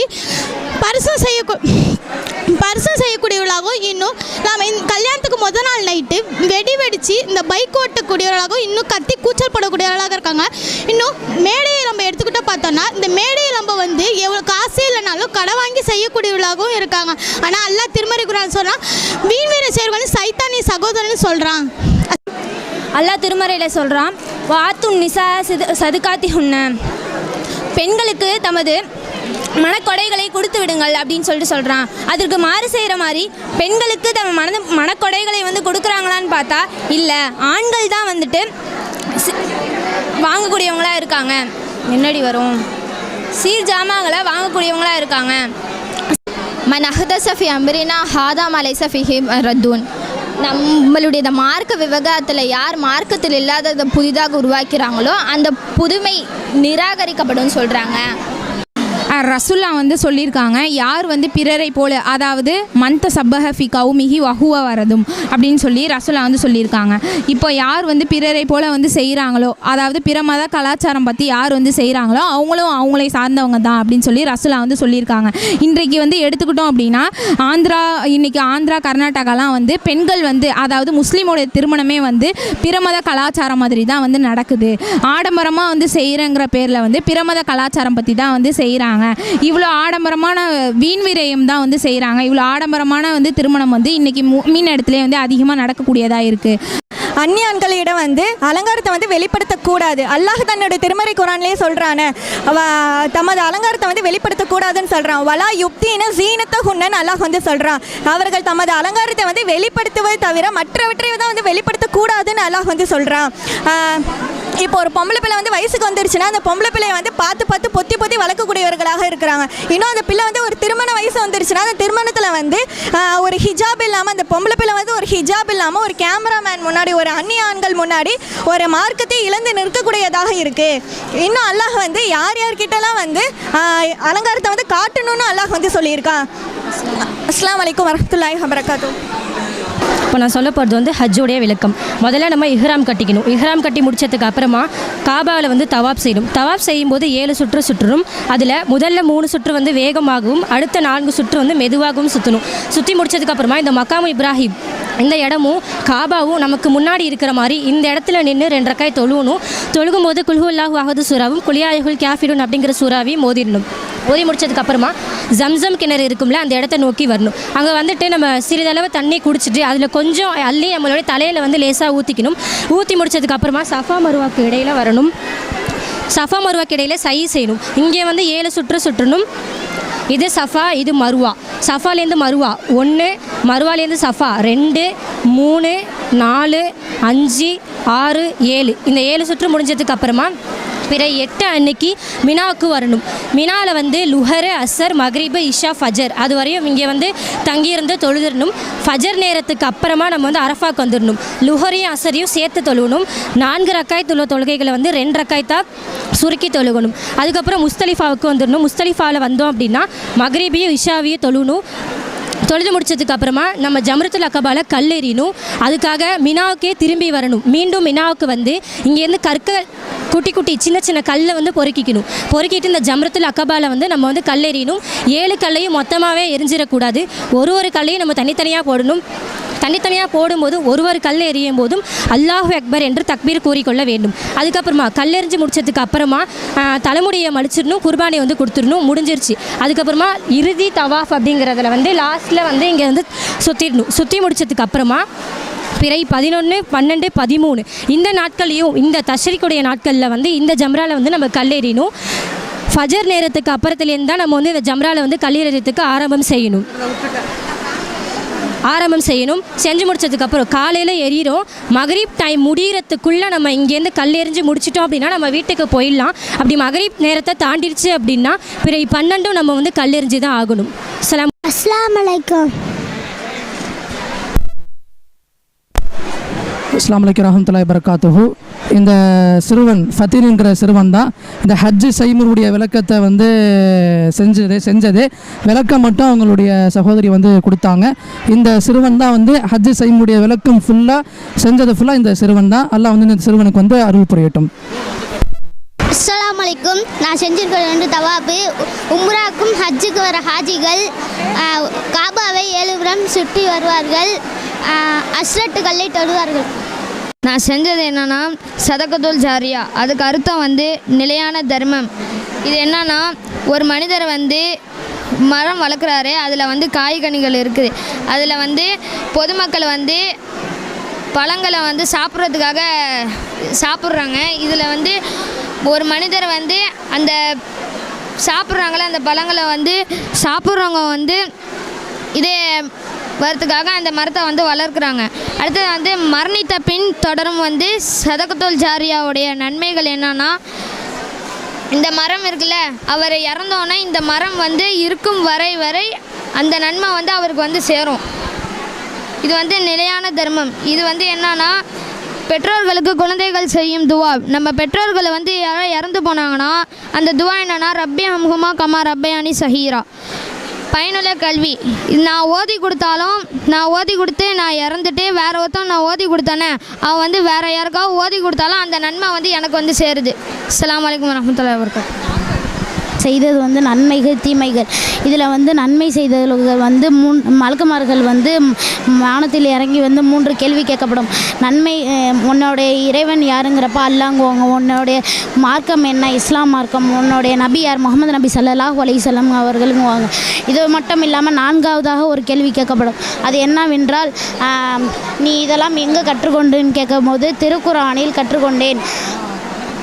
அவர்களுக்கு வந்து இந்த மன்னர்களுக்கு வந்து பிரகாசமாக இருக்கும். அவர் வந்து உறங்குறப்போ புது மாப்பிள்ளை போல உறங்குவார்கள். இதுவே தீயவர்கள் என்றால் 3 கேள்வி கேட்கிறப்போ 3 கேள்விக்கும் தெரியாது, 4வது கேள்விக்கும் தெரியாது. அவர்களுக்கு வந்து ஒரு மலக்கு வந்து இறங்குவார்கள். அந்த மலக்குக்கு வந்து காது கேட்காது, கண்ணு பேச முடியாது, வாய் பேச முடியாது. அவர்களுக்கு வந்து அவங்க வந்து ஒரு சுத்தியலை எடுத்து மலையை உடைப்பார்கள். அந்த மலை வந்து சுக்குநூறாகி மண்ணாகி விடும். அந்த சுத்தியலை வச்சு அடிக்கிறப்ப இவங்களுக்கு பெரிய வேதனையாக இருக்கும். அது மட்டும் இல்லாமல் பாம்பு பூரம் தேல் அவர் சுற்றி கொன்று இருக்கும். ஆண்கள் பெண்கள் ஹராமான விஷயங்கள்ங்க. ஆண்கள் வந்து முட்டிக்கால் வரி தெரிகிற மாதிரி டவுசரை முட்டிக்கால் தெரிகிற மாதிரி போடக்கூடாது. மீசையை அதிகமாக வளர்க்கக்கூடாது. காதை குத்தக்கூடாது. தங்கை சென்னை அணியக்கூடாது. பட்டு ஆடைகளை ஆண்கள் அணியக்கூடாது. இது பெண்களுங்க. புருவத்தை அழகுபடுத்தக்கூடாதுங்க. முடியை வெளியே தெரிகிற மாதிரி போடக்கூடாது. கணவரை தெரிவது யார் கூட பேசக்கூடாது. சென்ட் வந்து மற்றவங்களுக்கு தெரிகிற மாதிரி நம்ம அடிச்சுக்கக்கூடாது. வெளியே தெரிகிற மாதிரி மேக்கப் பண்ணிக்கக்கூடாதுங்க. அஸ்ஸலாமு அலைக்கும் வரஹ்மத்துல்லாஹி வபரகாத்துஹு.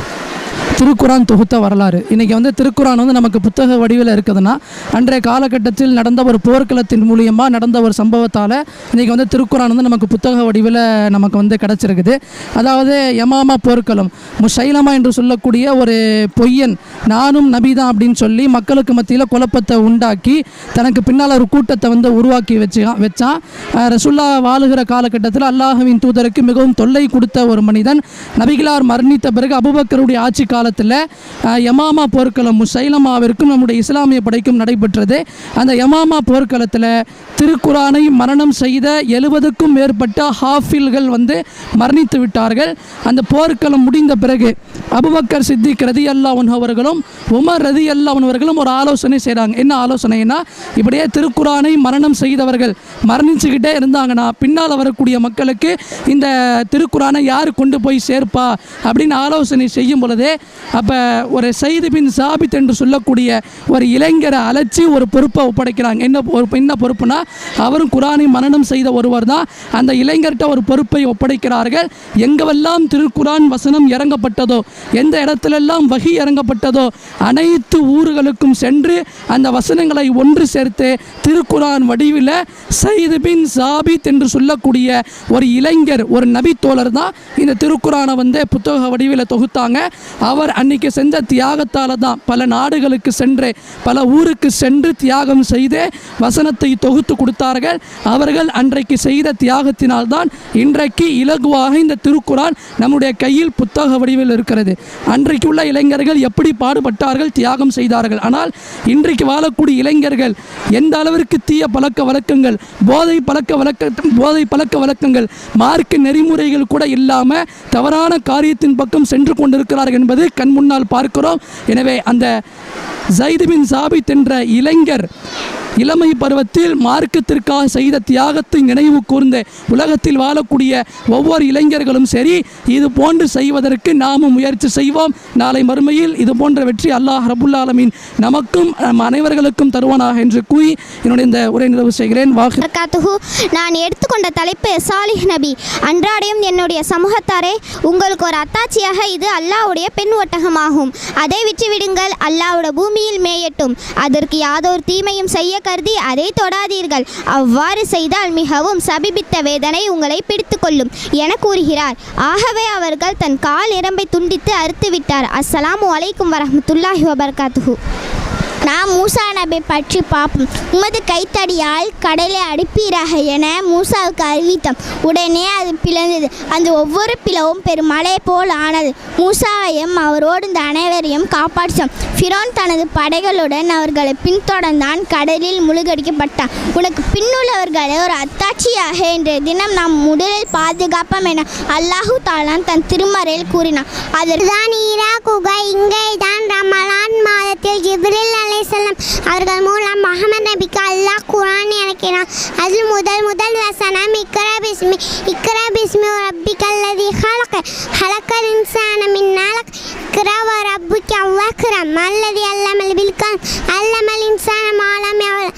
அஸ்ஸலாமு அலைக்கும் வரஹ்மத்துல்லாஹி வபரகாத்துஹு. இஸ்லாத்தில் கடமைகள் 5. 1வது கலிமா, 2வது தொழுகை, 3வது நோன்பு, 4வது ஜகாத், 5வது ஹஜ்ஜி. கொடுக்கப்பட்ட தலைப்பு பெண்களுக்கு ஹராமானவை. பச்சை குத்தி விடுபவையும் பச்சை குத்தி கொடுப்பவையும் அல்லாஹ் சபைக்கிறான் என்று நபிகள் ஸல்லல்லாஹு அலைஹி வஸல்லம் அவர்கள் கூறினார். உருவத்தை மாற்றிக்கொள்ள விரும்பும் பெண்கள் மீது அல்லாஹ்வின் சாபம் உண்டாகும். அழகிற்காக அர்த்தம் செய்து தம் முன் பற்களை பறித்து கொள்ளும் பெண்கள் மீது அல்லாஹ்வின் சாபம் உண்டாகும். பெண்கள் தமது தலையை மறைத்துக் கொள்வதை நபிகள் ஸல்லல்லாஹு அலைஹி வஸல்லம் அவர்கள் தடுத்தார்கள். முகத்தின் முளைத்திருக்கும் முடிகளை அகற்ற கேட்டுக்கொள்ளும் பெண்கள் மீது அல்லாஹ்வின் சாபம் உண்டாகும்.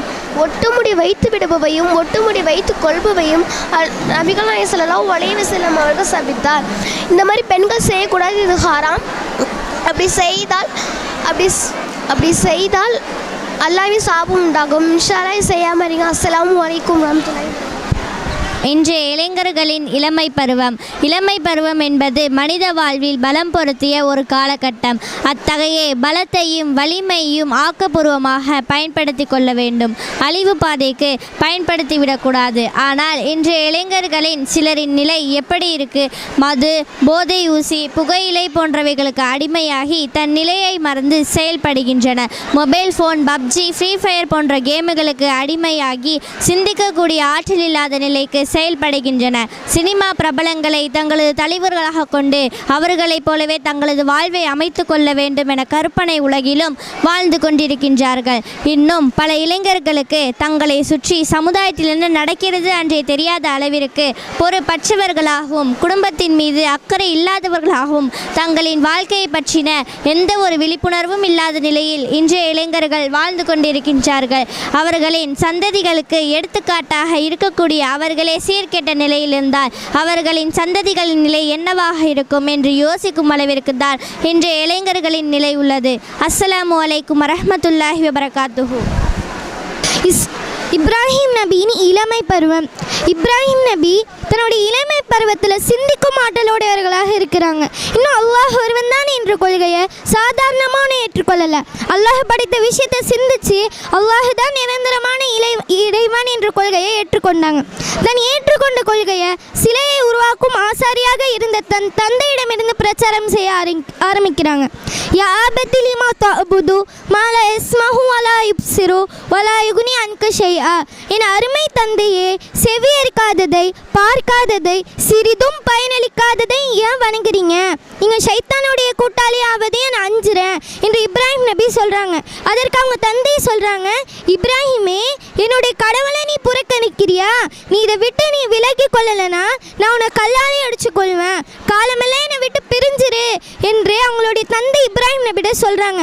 தன் தந்தை அடித்தும் சிறிதும் தளராத இப்ராஹிம் நபி தன்னுடைய சமூகத்தாரிடம் இதே கேள்விகளை பிரச்சாரம் செய்கிறாங்க. மக்கள் எல்லாம் சொல்கிறாங்க, நாங்கள் சிலைகளை தான் வணங்குவோம், இவற்றையே வணங்கி கொண்டு இருப்போம், எங்கள் முன்னோர்களை கண்டோம், அதையே நாங்களும் பின்பற்றுவோம் என்று சொல்கிறாங்க. அதற்கு இப்ராஹிம் நபி சொன்னாங்க, நீங்களும் உங்களுடைய முன்னோர்களும் எதை வணங்கி கொண்டு இருக்கிறீங்க என்பதை சிந்திச்சு பார்க்க மாட்டீங்களா என்று இப்ராஹிம் நபி சொல்கிறப்ப மக்கள் எல்லாம் இதை ஏற்க மறுக்கிறாங்க.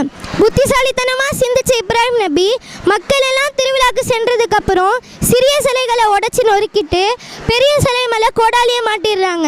மக்கள் எல்லாம் திருவிழா முடிஞ்சு வந்து பார்க்குறாங்க, யார் இந்த சிலைகளை இப்படி செஞ்சது என்று பார்க்குறாங்க. மக்கள் சொல்கிறாங்க, நிச்சயமாக இது செஞ்சது அந்த இப்ராஹிம் என்ற இளைஞராக தான் இருக்கும் என்று இப்ராஹிம் நபி அழைச்சிட்டு வந்து விசாரிக்கிறாங்க. இப்ராஹிமே, என்னுடைய கடவுளை இப்படி செஞ்சது நீ தானா என்று மக்கள் எல்லாம் இப்ராஹிம் நபியை கேட்குறாங்க. இப்ராஹிம் நபி சொல்கிறாங்க, நான் செய்யலை, இதை செஞ்சதே இவற்றுள்ள இந்த பெரிய சிலை தான், இதை பேசக்கூடியதாக இருந்தால் நீங்களே இதுக்கிட்ட கேளுங்க என்று இப்ராஹிம் நபி சொல்கிறாங்க. இப்ராஹிம் நபி சொல்கிறாங்க, இந்த சிலைகளுக்கு எந்த ஆற்றலும் கிடையாது என்பதை மக்களுக்கு சிந்திக்க வச்சாங்க. சில மக்கள் சிந்திக்கக்கூடியவர்களாக இருக்கிறாங்க, இன்னும் சில மக்கள் தலைகுனிந்தவர்களாக இந்த சிலைகள் பேசாது என்றுதான் உனக்கு தெரியுமே என்று இப்ராஹிம் நபிட்ட சொல்கிறாங்க. இப்ராஹிம் நபி, அல்லாஹ்வின்றி உங்களுக்கு சிறிதும் நன்மையோ தீமையோ செய்யாதவற்றை வணங்குவீர்களா? உங்களுக்கு அல்லாஹ்வின்றி நீங்கள் வணங்குபவற்றை அசிங்கம்தான், சிந்திச்சு பார்க்க மாட்டீங்களா என்று இப்ராஹிம் நபி மக்களிடத்தில் சொல்கிறாங்க. இதை கேட்ட மக்கள் எல்லாம் இப்ராஹிம் நபி மேலே கோபம் கொண்டு நெருப்ப மூட்டி அதை இப்ராஹிம் நபியை போட்டு எரிச்சிடலாம் என்று முடிவு செய்கிறாங்க. இப்ராஹிம் நபி இந்த கொள்கையை விட்டு பயந்து பின்வாங்கிடுவாங்க என்று நினைக்கிறாங்க. ஆனால் சிறிதும் பயமில்லாத இப்ராஹிம் நபி, ஹஸ்புனல்லாஹு வ நிஅமல் வக்கீல், அல்லாஹ் எனக்கு போதுமானவன், அவனே எனக்கு பாதுகாவலன் என்று இப்ராஹிம் நபி சொல்கிறாங்க. இப்ராஹிம் நபி மக்கள் எல்லாம் நெருப்பில் போட வரப்ப அல்லாஹ் வந்து மக்களுடைய திட்டத்தையே முடிக்கிற மாதிரி நெருப்புக்கு கட்டளையிடுறான். நெருப்பே, இப்ராஹிமுக்கு நீ குளிர்ச்சியாகவும் இதமாகவும் ஆகிவிடு என்று அல்லாஹ் நெருப்புக்கு கட்டளையிடுறான். நெருப்பு இப்ராஹிம் நபி சுட்டரிக்கிறதுக்கு பதிலாக குளிர்ச்சி ஏற்படுத்துது. அப்போ நம்ம இந்த வரலாற்றிலிருந்து பெரும் படிப்பினை தன் தந்தையின் மீதும் தன்னுடைய சமூகத்தின் மீதும் இப்ராஹிம் நபிக்கு இருந்த அக்கறை தான். அவர்கள் தன்னை விரட்டி அடித்த போதிலும் வெறுத்த போதிலும் சத்திய மார்க்கத்தின் பக்கம் அழைக்கவும் கொடிய நரகத்திலிருந்து பாதுகாக்கணும் என்பதை இப்ராஹிம் நபி தன்னுடைய இளமை பருவத்தில் ஆக்கப்பூர்வமாக செயல்பட்டாங்க. இப்ராஹிம் நபியின் இளமை பருவத்தை போல ஒவ்வொரு இஸ்லாமிய இளைஞரும் தன் குடும்பத்தின் மீதும் தன் சமூகத்தின் மீதும் அக்கறை கொண்டவர்களாக திகழ வேண்டும். மார்க்கத்திற்காகவும் சமூகத்திற்காகவும் தொண்டாற்ற வேண்டும். இன்ஷா அல்லாஹ். அஸ்ஸலாமு அலைக்கும். இப்ராஹிம் நபி ஹாஜ்ரா அலைஹிஸ்ஸலாம் அவர்களை பாலைவனத்தில் விட்டு வருதல். அல்லாஹ்வின் கட்டளைப்படி இப்ராஹிம் நபி ஹாஜ்ரா அலைஹிஸ்ஸலாம் அவர்களை மக்கள் நடமாட்டமும் எந்த பொருட்களும் இல்லாத பாலைவனத்தில் விட்டுட்டு வராங்க. அப்போ ஹாஜ்ரா அலைஹிஸ்ஸலாம் அவர்கள் இது அல்லாஹ்வின் கட்டளையான்னு கேட்குறாங்க. இப்ராஹிம் நபியும் ஆமாம் இது அல்லாஹ்வின் கட்டளை தான் அப்படின்னு சொல்கிறப்ப ஹாஜ்ரா அலைஹிஸ்ஸலாம் அவர்கள் உடனே ஹாஜ்ரா அலைஹிஸ்ஸலாம் அவர்கள் இது அல்லாஹ் எங்களை கைவிட மாட்டான் அப்படின்னு சொல்கிறாங்க. அல்லாஹ்வின் கட்டளைக்கு கட்டுப்பட்டு அங்கே இருக்கிறாங்க. இப்ராஹிம் நபி சிறிது தூரம் சென்றதும் தனது குடும்பத்திற்காக அல்லாஹ்விடத்தில் பிரார்த்தனை செய்கிறாங்க. உனது ஆணைப்படி எனது சந்ததியர்களை உனது காபா அருகில் விவசாயத்திற்கும் தகுதி இல்லாத பள்ளத்தாக்கில் விட்டுட்டு வந்திருக்கிறேன். அவர்கள் தொழுகையை நிறைவேற்றுவதற்காக விட்டுட்டு வந்திருக்கிறேன். அவர்கள் மீது அன்பு காட்டக்கூடிய மனிதர்களையும் ஏற்படுத்துவாயாக. அவர்கள் உனக்கு நன்றி செலுத்துமாறு கனிகளையும் கொடுப்பாயாக என்று பிரார்த்தனை செய்தார்கள். அல்லாஹ் அவர்களது பிரார்த்தனையை நிறைவேற்றி வைத்தான். இப்பொழுது மக்கா நகரம் செல்வ செழிப்பாக இருக்க காரணம் இப்ராஹிம் நபி செய்த பிரார்த்தனை தான். பச்சின குழந்தையாக இருந்த இஸ்மாயில் அலையவர்கள் வந்து பசியில் வந்து அழுத பொழுது வந்து அல்லாஹ் வந்து வானவர் ஜிப்ரீல் அவர்களை வந்து அனுப்பி வைத்தான். ஜிப்ரீல் அலை வந்து தன்னோட குதிங்காலால் பூமியில் வந்து பள்ளம் விழுகிற அளவுக்கு வந்து அழுத்துனாங்க. அப்போ வந்து தண்ணி வந்து ஜம்ஜம் நீர் வந்து பிழுத்துக்கிட்டு வந்தது. தண்ணீரை வந்து ஓட விடாமல் ஹாஜ்ரா அலையை வந்து சுற்றிலும் அணை கட்டி வைத்தாங்க. அதுவும் அந்த நீரை வந்து தானும் அறிந்து தன்னுடைய மகனுக்கும் கொடுத்தாங்க. அதுவும் அந்த மாறிவிட்டிருக்கோம். அன்றைக்கி வந்து ஹாஜ்ரா அலை வந்து அணை கட்டி வச்சதுனால தான் இன்னைக்கு வந்து உலக முஸ்லீம்கள் அஸ்ஸலாமு அலைக்கும். எனக்கு கொடுத்த தலைப்பு அல்லாஹ் மேலே நம்பிக்கை வைக்கிறது. பறவை காலையில் வெறும் வயிற்றுற கூட்டை விட்டு காலையில் வெறும் வயிற்றுற அந்த பறவை போகும்போது மாலையில் வரும்போது வயிறு நிறையாக வருது. அப்போ அல்லாஹ் ஒரு பறவைக்கு எப்படி உணவளிக்கிறாக இருக்கானா அதே போல் தான் நம்மளுக்கும் உணவளிக்கிறாக இருக்கான். இந்த உலக வாழ்க்கை வந்து வீணானதும் விளையாட்டாகவும் தான் நம்ம வாழ்ந்துட்டு இருக்கோம். இந்த மறுமையிலுடைய நம்மளுடைய அந்த இது தெரியாமல் நம்ம வாழ்ந்துட்டு இருக்கோம். இந்த உலகத்தில் சும்மா ஒரு நெருப்பு பட்டால் கூட நம்மளோட தாங்க முடியாத ஒரு இதில் இருக்கும். அந்த மறுமையுடைய வேதனையை பார்த்தா நம்ம வந்து இந்த உலகம் ஒரு அற்ப உலகம் என்று நம்மளுக்கு தெரியும். இந்த ஹாவியா என்னும் நரகத்தை அல்லாஹ் வந்து யாருக்காக ஏற்படுத்தியிருக்கிறாங்கன்னா யாருடைய நன்மை தட்டு லேசாக இருக்கிறதோ அவங்களுக்காக ஏற்படுத்தியிருக்கிறான். இந்த ஹாவியா என்னும் நரகத்தை, சக்கரை என்னும் நரகத்தை யாருக்காக ஏற்படுத்துகிறோம்? தொழுகையை விட்டு வீணான காரியங்கள் யார் ஈடுபடுகிறாரோ அவர்களுக்காக இந்த நரகத்தை நரகத்தை ஏற்படுத்தியிருக்கிறான். ஹுத்தமா என்னும் நரகத்தை அல்லாஹ் யாருக்காக இருந்தால் புறம் பேசி கோழி சொல்வதற்காக அவர்களுக்காக இந்த நரகத்தை ஏற்படுத்தியிருக்கிறான். ஜஹன்னம் யாருக்காக நயவஞ்சர்களுக்காக அந்த நரகத்தை ஏற்படுத்தியிருக்கிறான். லாலா என்னும் நரகத்தை செல்வத்தை சேமித்து ஜக்காத் நம்ம யாருக்கும் கொடுக்காம உதவி செய்யாமல் இருக்கிறவங்க லாலா என்னும் நரகத்தை ஏற்படுத்தியிருக்கிறான். ஹுத்தமா என்னும் நரகத்தை யாருடைய பட்டோ இடது கையில் கொடுக்கப்படுகிறதோ அவர்களுக்காக இந்த நரகத்தை ஏற்படுத்தியிருக்கிறான். ஜஹீம் என்னும் ஜஹீம் இந்த நரகத்தை ஏற்படுத்தியிருக்கான். சக்கர் என்னும் இந்த நரகத்தை யார் சைத்தானை பின்பற்றி கபர் வணக்கத்திற்கு போகிறாரோ அவர்களுக்காக இந்த நரகத்தை ஏற்படுத்தியிருக்கிறான். அல்லாஹ் நம்ம அனைவரையும் இந்த நரகத்தை விட்டு காப்பாற்றி உயர்ந்த சொர்க்கமான ஜன்னத்தில் என்னும் ஃபிர்தௌஸ் என்னும் சொர்க்கத்தை நம்மளுக்கு தருவாக அல்லாஹ் துவா செய்கிறேன். நான் இன்ஷா அல்லாஹ் இதோடைய இதை பார்த்துக்கோங்க. இன்ஷா அல்லாஹ் குர்ஆனில் இருக்குது. அஸ்ஸலாமு அலைக்கும் வரஹ்மத்துல்லாஹி வபரகாத்துஹு. யார் இன்மை வாழ்வில் வெற்றி பெறுகிறாரோ அவங்களுக்கு நிரந்தரமான ஒரு இடம் சொர்க்கம் என்று அல்லாஹ் குறிப்பிடுகிறான். குர்ஆனில் குறிப்பிடப்பட்ட 8 சொர்க்கவாசல்கள் பெயர்கள் உள்ளது. அதில் சிறந்தது என்று அல்லாஹ் எதை குறிப்பிடுகிறானோ ஜன்னத்துல் ஃபிர்தௌஸ் என்னும் சொர்க்கத்தை அல்லாஹ் சிறப்பாக குறிப்பிடுகிறான். சொர்க்கத்தில் யார் யார் நுழைவார்கள் என்றால் சொர்க்கத்தில் இணை வைக்காதவர்கள், அல்லாஹ்வும் தூதரும் சொல்லுக்கு கட்டுப்படுபவர்கள் அனைவரும் சொர்க்கத்தில், அனைத்து முஃமினான முஸ்லிம்களும் சொர்க்கத்தில் நுழைவார்கள். சொர்க்கத்தில் நீரோடைகள் உள்ள நல்லா குறிப்பிடுறாங்க. அனைத்து சொர்க்கவாசிகளுக்கும் மீன் ஈரல் அல்லாஹ் முதலில் கொடுக்கப்படும் உணவு என்று சொல்கிறான். சொர்க்கத்தில் முஃமினான சொர்க்கவாசிகளுக்கும் மாளிகை கட்டப்படும் சொல்கிறான். தங்க குவியல்கள், முத்துகள், பவளங்கள், ஆபரணங்கள் அனைத்தும் அல்லாஹ் சொர்க்கத்தில் உங்களுக்காக வைத்திருக்கிறேன் அல்லாஹ் சொல்கிறான். சொர்க்கத்திலேயே உயர்ந்த சொர்க்கம் ஜன்னத்துல் ஃபிர்தௌஸ் எனும் சொர்க்கத்தை அல்லாஹ் உங்களுக்கும் எனக்கும் ஆக்கி அருள் புரிவானாக இன்ஷா அல்லாஹ். மேலும் ஆதாரங்கள் கீழே உள்ளது, அதை பார்த்து பயன்படுத்திக் கொள்ளும்போது இன்ஷா அல்லாஹ் கேட்டுக்கொள்கிறேன். அஸ்ஸலாமு அலைக்கும். கொண்ட தலைப்பு மறைவான ஞானம். அல்லாஹ் அல் குர்ஆன் என்ன சொல்லியிருக்கானா 31வது அத்தியாயத்தில் 34வது வசனத்தில் அல்லாஹ் என்ன சொல்லியிருக்கானா, நிச்சயமாக மறுமை நாள் பற்றிய ஞானம் அல்லாஹ்விடமே இருக்கிறது. மலையை அவன் இறக்குகிறான், கருவறை உள்ளது அல்லாஹ் தான் அறிகிறான். நாளைக்கு நம்ம என்ன சம்பாதிக்க போகிறோமோ அல்லாஹ் தான் அறிகிறான். நம்ம எப்போ மரணிப்போமோ அதுவும் அல்லாஹ் தான் அறிகிறான். நாளைக்கு நம்ம 100 ரூபா சம்பாதிக்கிறோம், அதுக்கப்புறம் அதுக்கும் அடுத்த நாள் நம்ம என்ன சம்பாதிக்க போகிறோம் அல்லாஹ்க்கு ஒருத்தவனுக்கு தான் தெரியும். மறைவான ஞானம் அல்லாஹ்க்கு மட்டும்தான் இருக்குது, வேறு யாருக்குமே இல்லை. அஸ்ஸலாமு அலைக்கும் வரஹ்மத்துல்லாஹி வபரகாத்துஹு. மறைவான ஞானம் 2020 2018லலாம் உலகம் அழிய போகுதுன்னு சொல்லிட்டு அறிவியலில் சொல்லியிருந்தாங்க. ஆனால் அதைப்படிலாம் நடக்கலை. ஏன்னா அதில் அல்லாஹ்வுடைய நாட்டம் கிடையாது. அப்புறம் வாழ்ந்த அறிக்கையில் சொல்கிறாங்க இந்த மாதிரி இன்றைக்கி மழை பெய்யுன்னு சொல்லுவாங்க, ஆனால் அந்த மாதிரி மழை பெய்யாது. அவங்க மழை பெய்யாதுன்னு சொல்லக்குள்ளே மழை பெய்யும், அதுவும் அல்லாஹ்வுடைய நாட்டம் தான். இப்போ நம்ம ஸ்கேனில் இருக்கிற குழந்தை, வயிற்றில் இருக்கிற குழந்தைய ஸ்கேன் பண்ணி பார்க்கக்குள்ளே என்ன சொல்லுவாங்க, குழந்தை ஊனமாக இருக்குது, முடியாமல் இருக்குதுன்னு சொல்லுவாங்க. பிறந்த பிறகு அந்த குழந்தை நல்ல முறையில் இருக்கும், அதுவும் அல்லாஹ்வுடைய நாட்டம் தான். அதுக்கு பிறகு நம்ம இன்றைக்கி 100 ரூபா சம்பாதிக்கிறோம், நாளைக்கு அதே 100 ரூபா கிடைக்குமா அப்படின்னு கேட்டால் கிடைச்சாலும் கிடைக்கலாம், கிடைக்காமலும் போகலாம், அதுவும் அல்லாஹ்வுடைய நாட்டம் தான். இப்போ நம்ம ஒரு இடத்துக்கு ஏதோ ஒரு சூழ்நிலைக்கு வெளியில் போகிறோம், அந்த இடத்துல நம்மளுக்கு மரணம் நிகழுது அப்படின்னு சொன்னோம்னா அதுவும் அல்லாஹ்வுடைய நாட்டம் தான். அல்லாஹ்வுக்கு மட்டும்தான் மறைவான ஞானம் இருக்குது. அல்லாஹ் படைத்த தூதர்களுக்கு கூட அல்லாஹ் மறைவான ஞானத்தை கொடுக்கல. அல்லாஹ்வுக்கு மட்டும்தான் மறைவான ஞானம் இருக்குதுன்னு நம்ம நம்பணும். அப்போ தான் நம்ம உண்மையான மூமினாக ஆக முடியும். நம்ம இஸ்லாமியர்களில் சிலர் என்ன செய்கிறாங்க, பால் கிதாப் போட்டு பார்க்குறாங்க. எதுக்காகனா நம்ம எதிர்காலம் எப்படி இருக்கோம், நம்ம வாழ்க்கை எப்படி இருக்கோன்னு சொல்லிட்டு பார்க்குறதுக்காக பால் கிதாப் போட்டு பார்க்குறாங்க. அதெல்லாம் உண்மையும் கிடையாது, அதில் எந்த உண்மையுமே இல்லை. நம்ம மாற்று மதத்தவங்க என்ன செய்வாங்க, ஜோசியம் பார்ப்பாங்க. எதுக்காகனா நம்மளுடைய எதிர்காலம் எப்படி இருக்கணும், நம்மளுடைய வாழ்நாள் எப்படி இருக்கும் அப்படின்னு சொல்லிட்டு.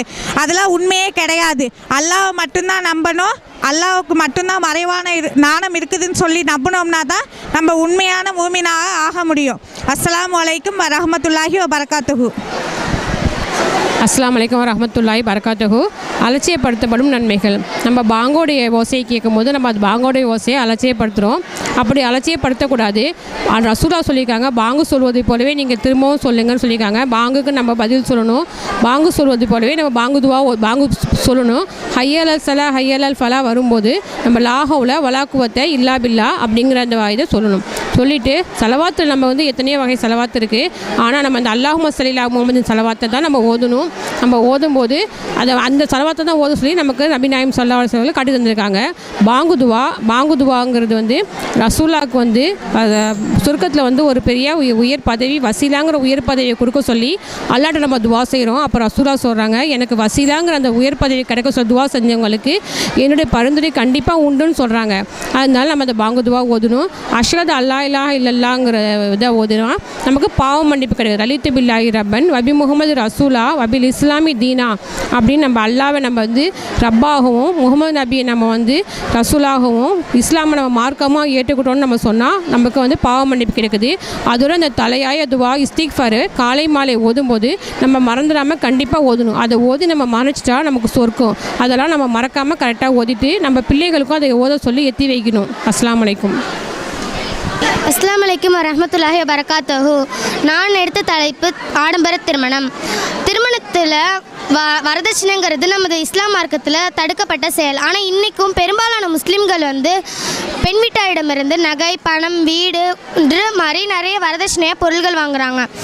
இன்னும் பெண் வீட்டாரிடமே வலிமா விருந்துக்கான செலவையும் பண்ண சொல்கிறாங்க. இப்பெல்லாம் பண்ணக்கூடாதுன்னு நபி ஸல்லல்லாஹு அலைஹி வஸல்லம் அவங்க தடுத்துருக்காங்க. இன்னும் திருமணத்தை ஆடம்பரமாக பண்ணுறேன்னு மண்டப செலவு, வீடியோ செலவு, டெக்கரேஷன் செலவு போன்ற இன்னும் நிறைய செலவுகள்லாம் பண்ணுறாங்க. இன்னும் பெண் ஹிஜாப் இல்லாமல் அந்நிய ஆண்கள் முன்னாடி அலங்கார பொருளாக காட்சி தருவது, இப்படிலாம் மார்க்கத்துக்கு புறம்பான விஷயங்கள்லாம் செய்கிறாங்க. அஸ்ஸலாமு அலைக்கும் வரஹ்மத்துல்லாஹி வபரகாத்துஹு. தலைப்பு நபிகளை திருமணம். அல்லாஹுடைய தூதரம் காட்டி தந்த வழியை தான் நம்ம திருமணம் செய்யணும். பெண் வீட்டாரிடமிருந்து எந்த வரதட்சணையும் வாங்கக்கூடாது. பெண்களுக்கு அவங்க விரும்பியதான் மஹராக கொடுத்து ஆண்மகன் தான் திருமணத்தை செய்யணும். ஆண்மகன் தான் திருமணத்தை செய்யணும். வலிமா விருந்தையும் ஆண்மகன் தான் செய்யணும். நபி ஸல்லல்லாஹு அலைஹி வஸல்லம் அவங்க சொல்கிறாங்க, குறைந்த செலவில் வந்து செய்யப்படுகின்ற திருமணத்தில் தான் அல்லாஹோடைய பரக்கத்து இருக்குது. நம்ம எந்த அளவுக்கு குறைவான செலவத்தில் வந்து குறைந்த செலவில் வந்து செய்கின்றோமோ அந்த அளவுக்கு அல்லாஹோடைய பரக்கத் அந்த திருமணத்தில் இருக்கும். இன்ஷா அல்லாஹ். அஸ்ஸலாமு அலைக்கும் வரஹ்மத்துல்லாஹி வபரகாத்துஹு. நமது மார்க்கத்தில் சகுனம் பார்ப்பதோ இல்லை மூட நம்பிக்கையோ நல்ல நேரம் கெட்ட நேரம் நல்ல நாள் கெட்ட நாள் பார்ப்பதோ கிடையாது. அல்லாஹ் சொல்லியிருக்கான், காலமும் நேரமும் நானாகவே இருக்க நல்லா சொல்லியிருக்கான். வீட்டுக்கு மேலே வந்து காக்கா வந்து உட்காந்துச்சுன்னா வீட்டில் வந்து விருந்தாடி வருவாங்க சொல்லுவாங்க, அது கிடையாது.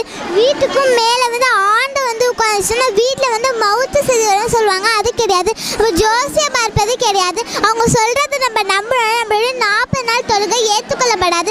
பூனை குறுக்கேல வச்சுன்னா சகுனம் சரியில்லைன்னு சொல்லுவாங்க, அது கிடையாது. நல்ல நேரம் கெட்ட நேரம் நல்ல நாள் கெட்ட நாள் பார்க்கக்கூடாது. இது எல்லாமே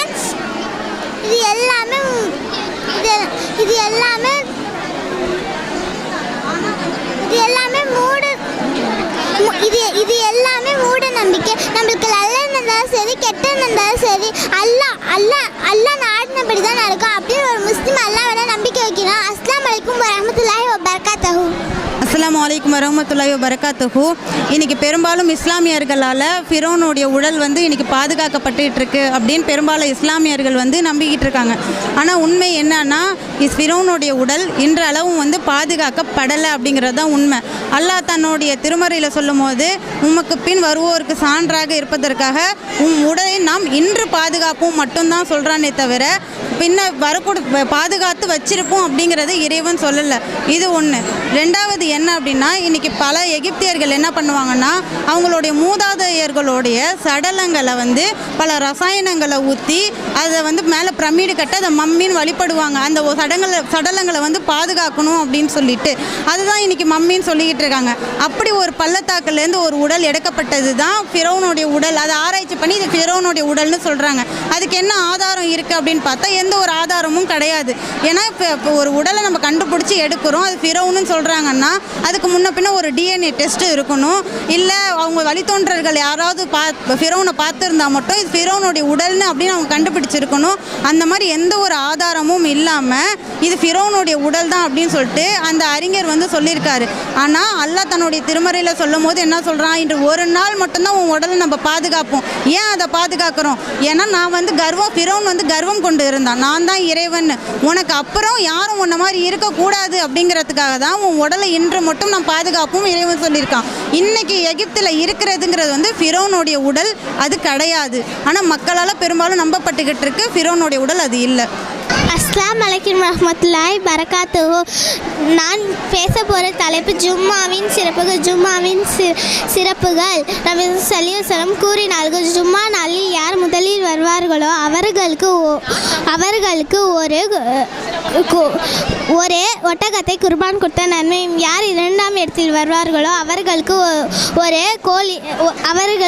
ஒரு மாட்டை குர்பான் கொடுத்த நன்மையும், யார் மூன்றாம் இடத்தில் வருவார்களோ அவர்களுக்கு கொம்பு வைத்த ஆட்டை குர்பான் கொடுத்த நன்மையும், யார் நான்காம் இடத்தில் வருவார்களோ அவர்களுக்கு கோழியை குர்பான் கொடுத்த நன்மை, யார் ஐந்தாம் இடத்தில் வருவார்களோ அவர்களுக்கு முட்டையை குர்பான் கொடுத்த நன்மையும் இருக்கிறது. அஸ்ஸலாமு அலைக்கும் வரஹ்மத்துல்லாஹி பரகாத்துஹு. அஸ்ஸலாமு அலைக்கும் வரஹ்மத்துல்லாஹி பரகாத்துஹு. என் பேரு சஹலா. நான் யூகேஜி படிக்கிறேன். அளவையிலும் நிறுவையிலும் மோசடி அல்லாஹ் இந்த தலைப்பில் பேச உள்ளேன். அளவையிலும் நிறுவையிலும் மோசடி அல்லாஹ்வுக்கு பிடிக்காது. அல்லாஹ் குர்ஆனில் சூரா ஹூதில் இவ்வாறு கூறுகிறான். அஸ்ஸலாமு அலைக்கும் வரஹ்மத்துல்லாஹி வபரகாத்துஹு. நான் எடுத்துக்கொண்டிருக்கின்ற தலைப்பு இறந்தவர்களை உயிர்ப்பிப்பது. நேரில் கண்டவர் இப்ராஹிம் நபி அல்லாஹ்கிட்ட கேட்குறாங்க, என் இறைவா, இறந்தவர்களை நீ எவ்வாறு உயிர்ப்பிப்பாய் என்பதை காமிப்பாயாக அப்படின்னு கேட்குறாங்க. அப்போ அல்லாஹ் நீ என்னை நம்பவில்லையா அப்படின்னு கேட்குறப்ப இப்ராஹிம் அலைஹிஸ்ஸலாம் சொல்கிறாங்க, இல்லை நான் உன்னை நம்புகிறேன், இருந்தாலே மனசு திருப்தி அடையலை, அதற்காக காமிப்பாயாக அப்படின்னு சொல்கிறப்ப அல்லாஹ் 4 பறவைகளை பிடித்து அதை உன்னிடம் பழக்கி கொண்டு அதை துண்டு துண்டாக வெற்றி ஒவ்வொரு மலை மேலேயும் வைத்து அதை வா என்று அழைப்பீராக, வேகமாக வந்து சேரும். அல்லாஹ் மிகைத்தவன் நுண்ணறிவாளன் என்பதை அறிந்து கொள்வீராக என்று இறைவன் கூறினான். அத்தியாயம் 2 வசனங்கள் 260. அஸ்ஸலாமு அலைக்கும் வரஹ்மத்துல்லாஹி வபரகாத்துஹு. அஸ்ஸலாமு அலைக்கும் வரஹ்மத்துல்லாஹி வபரகாத்துஹு. திருக்குர்ஆனில் கூறப்பட்ட நபிமார்கள் பேர் 25. மனித குலத்தின் தந்தை ஆதம் நபி, இத்ரீஸ் நபி, நூஹ் நபி, ஹூத் நபி, சாலிஹ் நபி, இப்ராஹிம் நபி, இஸ்மாயில் மற்றும் இஸ்ஹாக் நபி, யாக்கூப் நபி, யூனுஸ் நபி, சுஹைப் நபி, அய்யூப் நபி, இலியாஸ் நபி, அல் யசூ நபி, தாவூத் நபி, சுலைமான் நபி, துல்கிஃபுல் நபி, ஜக்கரியா நபி, யஹ்யா நபி, ஈசா நபி, இறுதியாக என் உயிரிலும் மேலான முஹம்மது நபி ஸல்லல்லாஹு அலைஹி வஸல்லம் அவர்கள். அஸ்ஸலாமு அலைக்கும் வரஹ்மத்துல்லாஹி வபரகாத்துஹு. அஸ்ஸலாமு அலைக்கும் வரஹ்மத்துல்லாஹி வபரகாத்துஹு. யூனுஸ் நபியை பற்றி நாம் பார்ப்போம். நபிமார்களின் ஒருவர் அல்லாஹ்விடம் கோபித்து கொண்டார். கப்பலில் ஏறினார். நடுக்கடலில் இறக்கி விடப்பட்டார். மீன் வயிற்றில் இருந்தார். மீன் வயிற்றில் இருந்தபோது அல்லாஹ்விடம் பாவமன்னிப்பு வேண்டி ஓதிய துவா, லா இலாஹா இல்லா அன்த சுப்ஹானக இன்னி குன்து மினல் ஸாலிமீன். பொருள், உன்னை தவிர வணக்கத்துக்குரியவன் யாரும் இல்லை, நீ தூயவன், நான் அநீதி இழைத்தோரில் ஆகிவிட்டேன் என்றார். அஸ்ஸலாமு அலைக்கும் வரஹ்மத்துல்லாஹி வபரகாத்துஹு. இது மஹ்ஷரில் மனிதனின் நிலை. மஹ்ஷர் மைதானத்தில் மனிதர்களுக்கு சூரியனுக்கு 1 மைல் தூரம் மட்டும்தான் டிஸ்டன்ஸ் இருக்கும். மனிதர்கள் எவ்வளோக்கு எவ்வளோ பாவம் செஞ்சுருக்காங்களோ அவ்வளோக்கு அவ்வளோ வேர்வையில் மூழ்கடிக்கப்பட்டிருப்பாங்க. சிலரின் வியர்வை கணுக்கால் வரையிலும், சிலரின் வியர்வை முழங்கால் வரையிலும், சிலரின் வியர்வை இடுப்பு வரையிலும், சிலரின் வியர்வை வாய் வரையிலும் மூழ்கடிக்கப்பட்டிருப்பாங்க. கொலையாளிகள் நிலை இந்த உலகத்தில் கொலையாளி ஒரு மனிதரை கொல்றாங்கல்ல, அதே மஹ்ஷர் மைதானத்தில் கொல்லப்பட்டவங்க தான் மனித முடியை பிடிச்சி இழுத்து ரத்தம் சிந்த அவங்கள சாகடிப்பாங்க. இது கொலையாளி. இதுக்கு வட்டி வாங்கும் நிலை, அது ரத்த களத்தில் இருந்து அனுபவித்து நெருக்கடியான ஒரு இதை கொடுத்து அவங்கள சாகடிப்பாங்க. உஜூஹு யௌமைதின் அலைஹா பக்கரா தர்ஹகுஹா கதரா உலாய்க ஹுமுல் கஃபரத்துல் ஃபஜரா. அந்நாளில் சில மனிதர்கள் முகங்களில் மட்டும்தான் புழுதி படிந்திருக்கும். புழுதினா தூசிகள் படிந்திருக்கும். இதை கருமை மூடி இருக்கும். கருமைனா ஒரு கருப்பு கலரில் ஒரு இது மூடி இருக்கும். இது இறைவனை மறுக்கக்கூடிய பாவிகள். அஸ்ஸலாமு அலைக்கும் வரஹ்மத்துல்லாஹி வபரகாத்துஹு. அஸ்ஸலாமு அலைக்கும் வரஹ்மத்துல்லாஹி வபரகாத்துஹு. இப்ராஹிம் நபியின் தியாக வரலாறு. இப்ராஹிம் நபி பிறந்ததுலேருந்து இறக்குறது வரைக்கும் இஸ்லாத்துக்காக நிறையா தியாகம் செஞ்சாங்க. சிறு வயதிலேயே தன் தந்தையை இழந்து வந்தாங்க. ஏன்னா தன் தந்தை அல்லாஹுக்கு இணை வைக்கிறாங்கங்கிற ஒரே காரணத்துக்காக தன் தந்தையை விட்டு இழந்து வந்தாங்க. அதே மாதிரி தன்னுடைய மனைவியும் தன்னுடைய மகனையும் என்ன செஞ்சாங்கன்னா பாலைவனத்தில் கொண்டு போய் விட சொல்லி இறைவன் கட்டளையிடுறான். அதனால் பாலைவனத்தில் கொண்டு போய் விட்டுட்டு வந்துடுறாங்க.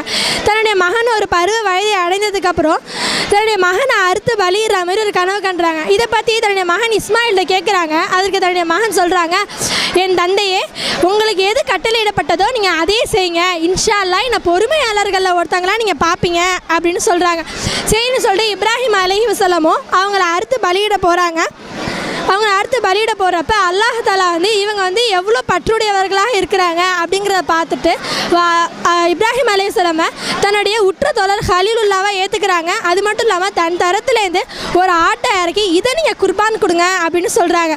இப்போ இந்த நாளை தான் நம்ம என்ன செய்கிறோம்னா ஹஜ்ஜி பெருநாளாக கொண்டாடிக்கிட்டு இருக்கோம். ஒவ்வொரு ஆண்டுமே ஹஜ்ஜி பெருநாளை தாண்டி தான் வரும். இப்ராஹிம் அலைஹிஸ்ஸலாம் அவர்களுடைய வரலாறை நம்ம கேட்குறோம், ஹதீஸாக படிக்கிறோம். ஆனால் அது நம்ம வாழ்க்கையில் ஏற்றுக்கிறோமா அப்படின்னு பார்த்தா அது கிடையவே கிடையாது. ஒவ்வொரு ஆண்டுமே நம்ம கடந்து வர, ஆனால் ஏற்றுக்கிறது. இப்போ இப்ராஹிம் அலைஹிஸ்ஸலாம் இவ்வளோ இதில் இழந்தாங்கல்ல, நம்ம எதை இழந்திருக்கோம் அப்படின்னு பார்த்தா அது ஒரு கேள்விக்குறியாக தான் இருக்குது. இப்போ ஒரு ஆடம்பர கல்யாணம் பண்ணக்கூடாது, ஆடம்பரமாக கல்யாணத்துக்கு நம்ம என்ன செய்யக்கூடாது, போகவே கூடாது அப்படி சொல்கிறோம். ஆனாலும் ஒரு சில பேர் போகிறாங்க. நீங்கள் ஏன் போகிறீங்க அப்படின்னு கேட்டோம்னா அவங்க சொல்கிறாங்க, நான் போகணுன்னா என்னுடைய உறவினர்கள்லாம் என்கிட்ட பேச மாட்டாங்க, அவங்க உறவு துண்டித்து போயிடும் அப்படின்னு சொல்கிறாங்க. அதுக்காக தான் நான் போகிறேங்கிறாங்க. ஆனால் அப்படி இருக்கக்கூடாது. அல்லாஹுக்காக நம்ம அதை செஞ்சோம், தியாகம் செஞ்சு தான் ஆகணும். ஒரு பர்த்டே பார்ட்டி கூப்பிட்றாங்களா, நம்ம பர்த்டே கொண்டாடவும் கூடாது. ஒருத்தவங்க நம்ம கூப்பிட்டாங்களா, அதுக்கு நம்ம என்ன செய்யக்கூடாது, போகவும் கூடாது. அல்லாஹ் தஆலா ஷிர்க்குன்னு சொல்கிறான். ஏதா ஹந்திரி சாப்பாடு வாங்குறது, ஹத்தத்துக்கு போகிறது, மவுலுது ஓதுறது எல்லாமே ஷிர்க்குன்னு சொல்கிறான். இப்போ நீங்கள் ஏன் அதுக்கு போகிறீங்கனாலும் என்னுடைய உறவினர்கள் வச்சுப்பாங்க, ஊர் என்ன ஒரு மாதிரியாக பார்க்கும், அதனால தான் நான் வந்து போகிறேன் அப்படின்னு சொல்கிறாங்க. இப்போ ஒரு பெண் வயதுக்கு வந்துட்டாலும் சரி, இல்லைனா ஒரு பெண் கர்ப்பமாக இருந்தாலும் சரி, அதை ஒரு கிராண்டாக செலிப்ரேட் பண்ணுறாங்க. ஒரு குழந்தை பிறந்துருச்சு அப்படின்னா அந்த குழந்தைக்கு பேர் சுட்டும் விழான்னு சொல்லிட்டு அவ்வளோ கிராண்டாக இந்த காலத்தில் செலிப்ரேட் பண்ணுறாங்க. ஆனால் இது அல்லாஹ் தஆலா காட்டி தந்த வழியா அப்படின்னு பார்த்தா அது கிடையவே கிடையாது. ஒரு குழந்தை பிறந்துச்சுன்னா அந்த குழந்தைக்கு ஹக்கீக்கா கொடுக்கணுமே தவிர இவ்வளோ கிராண்டாக செலிப்ரேட் பண்ண சொல்லி அல்லாஹ் தஆலா நம்மளுக்கு காட்டி தரவே கிடையாது. அதனால் இதெல்லாம் நம்ம என்ன செய்யணும், அல்லாஹுக்காக தியாகம் செய்து சொர்க்கத்திலே உயர்ந்த சொர்க்கத்தை அடைய என் இறைவனை பிரார்த்தித்தவளாக இத்துடைய முடிச்சுக்கொள்கிறேன். அஸ்ஸலாமு அலைக்கும்.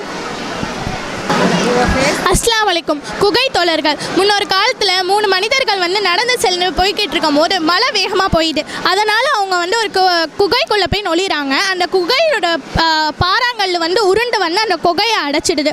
அப்போ அதில் உள்ள ஒருத்தவங்க சொல்கிறாங்க, நீங்கள் செஞ்ச நல்ல அமல்களை அல்லாஹ்விடம் பிரார்த்திங்கங்கிறாங்க. அதில் முதல் நபர் சொல்கிறாங்க, நான் தினமும் மாடு மேய்த்து வந்து அதில் பால் கறந்து பெற்றோருக்கு கொடுத்த பிறகு தான் என்னோட பிள்ளைகளுக்கு கொடுப்பேன். ஒரு நாள் நான் தாமதமாக வந்துட்டேன், அதனால் என்னோட பெற்றோர் இறங்கி விட்டாங்க. அதனால் நான் காலையில் அவங்க எழுந்து பால் கொடுத்த பிறகு தான் என்னோட பிள்ளைகளுக்கு கொடுத்தேன் அப்படிங்கிறாங்க. 2ஆம் நபர் சொல்கிறாங்க, ஒரு அழகான பெண்ணை நான் அழைத்தும் நான் அல்லாஹ்வுக்கு அஞ்சுகிறேன் என்றாங்க. 3ஆவது நபர் சொல்கிறாங்க, ஒரு தொழிலாளி என்னிடமிருந்து கூலி சம்பளம் வாங்காமல் போயிடுறாங்க, அதனால் நான் அதுலேருந்து ஒரு ஆடும் நிலமும் வாங்கினேன். பல வருடங்கள் கழித்து அவங்க வந்து என்கிட்ட கேட்குறாங்க. அப்போ நான் ஒரு பண்ணையை காமிச்சேன். அதுக்கு அந்த எஜமானி அதுக்கு அந்த தொழிலாளி சொல்கிறாங்க, இது என்னோடதே அல்ல அப்படிங்கிறாங்க. அப்போது வந்து நான் சொன்னேன், இது உங்களோடது, இதில் நான் வந்து ஒரு ஆடும் நிலமும் வாங்கினேன், அது ஒரு பண்ணையாக மாறிடுச்சு அப்படின்னு சொல்கிறாங்க. புகாரி ஆதாரம் வந்துட்டு புகாரி 2615. அஸ்ஸலாமு அலைக்கும். பிலால் ரலியல்லாஹு அவர்கள் படும் துன்பம். பிலால் ரலியல்லாஹு அவர்கள் முஹம்மது நபி ஸல்லல்லாஹு அலைஹி வஸல்லம் அவர்களுக்கு மிகவும் நெருக்கமான நண்பர். இஸ்லாம் ஆரம்ப காலத்தில் பரவுவதற்கு ஒரு முக்கியமான நபர். பிலால் அலைஹிஸ்ஸலாம் அவர்கள் உமையா பின் கலஃபிற்கு ஒரு அடிமையாக இருந்தார்கள். அவர்கள் அடிமையாக இருந்த பொழுதே இஸ்லாத்தை ஏற்றார்கள். இஸ்லாத்தை ஏற்ற காரணத்திற்காக உமையா பின் கலஃப் அவர்கள் பிலால் அலைஹிஸ்ஸலாம் அவர்களை கடுமையாக துன்புறுத்தினார்கள். எந்த அளவிற்கு என்றால், சுடும் பாலைவன மணலில் உடலில் உடைகள் இல்லாமல் சிறார்களை கொண்டு அடித்து துன்புறுத்தி கை காலில் சங்கிலியை கொண்டு இழுத்து செல்லப்பட்டார்கள். அந்த அளவிற்கு கடுமையாக துன்புறுத்திய நிலையிலும் அவர்கள் ஏற்றிருந்த ஏகத்துவ கொள்கையிலிருந்து ஒரு முனை அளவும் இஸ்லாத்தை விட்டு அவர்கள் மனம் மாறவில்லை. அவ்வளவு கடினமாக அடி உதை என தண்டனைகள் அனுபவித்தும் கூட அவர்கள் அஹதுன் என்றே கூறினார்கள். அஹதுன் என்றால் அல்லாஹ் ஒருவனே. இவர்கள் படும் துன்பத்தை கண்ட அபூபக்கர் சித்திக் ரலியல்லாஹு அன்ஹு அவர்கள் பிலால் ரலியல்லாஹு அன்ஹு அவர்களை தங்க பொற்காசுகளை கொண்டு விடுதலை செய்தார்கள். அஸ்ஸலாமு அலைக்கும் வரஹ்மத்துல்லாஹி வபரகாத்துஹு. மரஜல் பஹ்ரைனி எல்தகியான். ஒரு கடல்களை அவை இரண்டும் ஒன்றோடொன்று சந்திக்க அவனை விட்டு விட்டான். பைனஹுமா பர்ஸஹுல் லா யப்கியான். ஆயினும் அவை இரண்டுக்கிடையில் ஒரு தடுப்புண்டு. அத்தடுப்பானதை அவ்விரண்டும் மீறிவிடாதே. அஸ்ஸலாமு அலைக்கும் வரஹ்மத்துல்லாஹி வபரகாத்துஹு. அஸ்ஸலாமு அலைக்கும் வரஹ்மத்துல்லாஹி வபரகாத்துஹு. நூஹ் நபியின் கப்பல் நூஹ் நபி அவர்கள் தம் சமுதாயத்தினர் 950 வருடங்கள் தொடர்ந்து மார்க்கத்தை எடுத்து உரைத்தார்கள். இதை நிராகரிப்பு குறையவில்லை. மக்களை விட்டு வைக்காத என நூஹ் நபி துவா கேட்டார்கள். அச்சமயம் அல்லாஹ் கப்பல் செய்வீராக என கூற கப்பலை செய்தார். அக்கப்பலில் நம்பிக்கை கொண்டோரையும் ஒவ்வொன்றிலும் ஒரு ஜோடியை ஏற்றுக்கொள்வீராக என கூறினார். அவரின் கப்பலில் இருந்த அனைவரையும் அல்லாஹ் காப்பாற்றினான். இதை அகிலத்தாருக்கு சார்ந்தாக்கினான். அத்தியாயம் 29 வசனம் 15. அந்த கப்பல் ஜூடி மலை மீது தங்கியது. அமெரிக்க ஆய்வாளர்கள் துருக்கி நாட்டை 1400 அடி உயரத்தில் ஜூடி பனிமலையை கண்டுபிடித்து உள்ளார்கள். அத்தியாயம் 11 வசனம் 44. அஸ்ஸலாமு அலைக்கும் வரஹ்மத்துல்லாஹி தஆலா பரகாத்துஹு. அல் ஆன வகது அஸைத கப்லு வ குன்த மினல் முஃப்ஸிதீன் ஃபல் யௌம நுனஸ்ஸிக பிபதனிக இத்தகூனு லிமன் ஹாஃபக ஆயா வ இன்ன கஸீரம் மினன் நாஸி ஆயாத்தினா லஹ் காஃபிலுன். அல்லாஹ் தன் திருமறையில் கூறுகிறான், எனினும் உனக்கு பின்னுள்ளவர்களுக்கு ஓர் அத்தாட்சியாக இன்றைய தினம் நாமும் உடலை பாதுகாப்போம். நிச்சயமாக மக்களின் பெரும்பாலோர் நம் அத்தாட்சிகளை பற்றி அலட்சியமாக இருக்கின்றார்கள் என்று அவனிடம் கூறப்பட்டது. அல் குர்ஆன் 10:90/92. அல்லாஹ் மூசா நபி காப்பாற்றினாங்க. ஃபிரௌனை அழிச்சிட்டாங்க. அஸ்ஸலாமு அலைக்கும் வரஹ்மத்துல்லாஹி தஆலா பரகாத்துஹு. இப்ராஹிம் நபி சொன்ன 3 பொய்கள். இப்ராஹிம் நபி 3 பொய்களை தவிர வேறு பொய் எதுவும் பேசியதில்லை. அவற்றில் 2 அல்லாஹ்வின் விஷயத்தில் சொன்னவையாகும். அவை 1, அவரை இணை வைக்கும் திருவிழாவுக்கு மக்கள் அழைத்தபோது நான் நோயிற்றிருக்கிறேன் என்று கூறியது.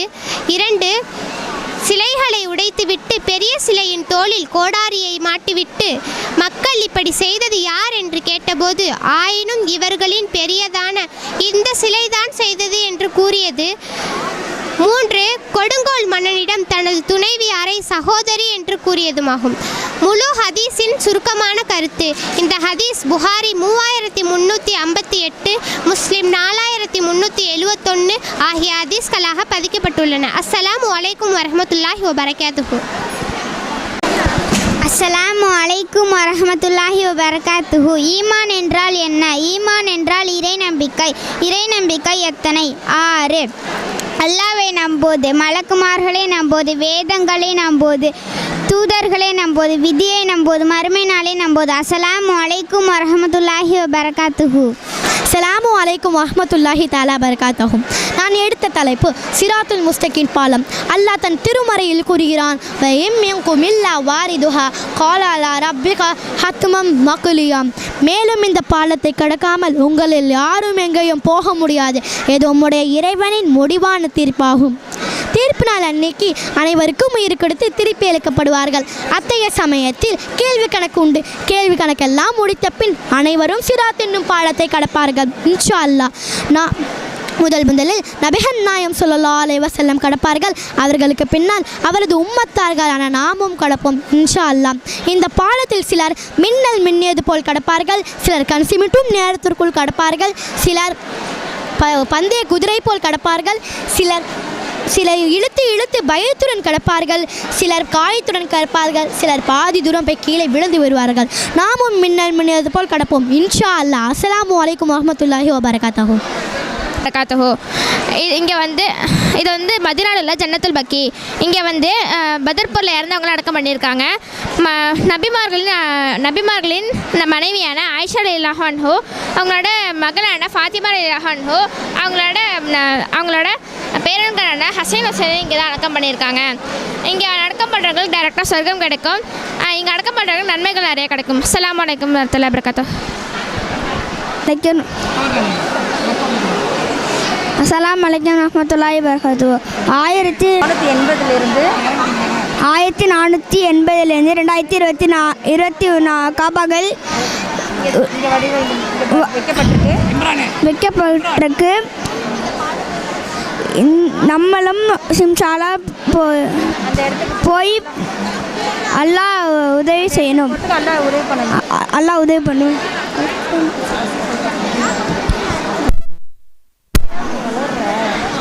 வலைக்கம் வரமத்துல்லாஹி வபரகாத்துஹு. 1480 வருஷத்துலேருந்து 2024 வருஷத்துக்கு வரைக்கும் உள்ள காபாவை இங்கே வைக்கப்பட்டிருக்கு. இந்த காபா வந்து 2024 உள்ள காபா மட்டும் நம்ம செஞ்சு வைக்கப்பட்டிருக்கு. இன்ஷா அல்லாஹ் நாமளும் இந்த மாதிரி இந்த இடத்துக்கு நம்ம போகிறதுக்கு அல்லாஹ் தாலா உதவி பண்ணுவானாக. ஆமீன். பரக்காத்துக்கோ இது வந்து சிராத்தல் முஸ்தகீம் பாலம். இதில் வந்து முடியோடு ரொம்ப மெல்லிசானது. இதில் வந்து நபி ஸல்லல்லாஹு அலைஹி வஸல்லம் வந்து மின்னல் வேகத்தில் வந்து இது கடந்தார்கள். இல்லை தொழுவுறங்க, துவா செய்கிறவங்க, நோன்பு வைக்கிறவங்க அது வந்து கடந்துடலாம். அதுவும் 5 வேளையும் தொழுவாதவங்க, நோன்பு வைக்காதவங்க, துவா செய்கிறவங்க வந்து கடக்க முடியாது. கீழே வந்து நரகம் இருக்கும், அதில் விழுந்துருவாங்க. அஸ்ஸலாமு அலைக்கும். பாய். அஸ்ஸலாமு அலைக்கும் வரஹ்மத்துல்லாஹி வபரகாத்துஹு. அவுது பில்லாஹி மினஷ் ஷைத்தானிர் ரஜீம். பிஸ்மில்லாஹிர் ரஹ்மானிர் ரஹீம். இஸ்லாமின் மாதங்கள் 12: முஹர்ரம், சஃபர், ரபீல் அவ்வல், ரபீல் ஆஹிர், ஜமாத்துல் அவ்வல், ஜமாத்துல் ஆஹிர், ரஜப், சாஃபான், ரமலான், செவ்வால், துல் ஹைதா, துல் ஹஜ். அஸ்ஸலாமு அலைக்கும் வரஹ்மத்துல்லாஹி வபரகாத்துஹு. அஸ்ஸலாமு அலைக்கும் வரஹ்மத்துல்லாஹி வபரகாத்துஹு. அஸ்ஸலாமு அலைக்கும் வரஹ்மத்துல்லாஹி வபரகாத்துஹு. மஸ்ஜிதுல் அக்ஸா 2வது பள்ளிவாசல், முதல் கிப்லா. அஸ்ஸலாமு அலைக்கும் ரஹமத்துல்லாஹி வபரகாத்தஹு. இப்ராஹிம் அலை அல்லாஹ்வின் கட்டளைக்கு ஏற்பு தமது மனைவியும் தன்னுடைய சிறு குழந்தையும் பாலைவனத்தில் விட்டுவிட்டார்கள். இஸ்மாயில் அலை தாகத்தால் துடித்தார்கள். தாகம் தீர்ப்பதற்காக இறைவன் ஒரு வானவரி அனுப்பி ஜம்சம் தண்ணீரை உற்பத்தி செய்தான். ஜம்சம் நீருற்று மக்காவில் பல்லாயிரம் ஆண்டுகள் வற்றாமல் இருக்கிறது. இப்போது மக்காவில் பல லட்சக்கணக்கான மக்களுக்கு தினமும் தேவையை பூர்த்தி செய்கிறது. அஸ்ஸலாமு அலைக்கும் ரஹமத்துல்லாஹி வபரகாத்தஹு. அஸ்ஸலாமு அலைக்கும் வரஹ்மத்துல்லாஹி வபரகாத்துஹு. ஒரு முஸ்லீம் இன்னொரு செய்ய வேண்டிய கடமைகள் 5. 1வது சலாமுக்கு பதிலளிப்பது. சலாமுக்கு பதிலளிப்பதுனா ஒரு முஸ்லீம் இன்னொரு முஸ்லீமை பார்த்தா சலாம் சொல்லணும். 2வது நோயாளிகளின் நலம் விசாரிப்பது. நோயாளிகளின் நலம் விசாரிப்பதுன்னா யாராச்சும் உடம்பு சரியில்லாமல் இருந்தால் ஹாஸ்பிட்டல் இருந்தாலும் சரி, வீடாக இருந்தாலும் சரி, போய் நலம் விசாரிக்கணும்.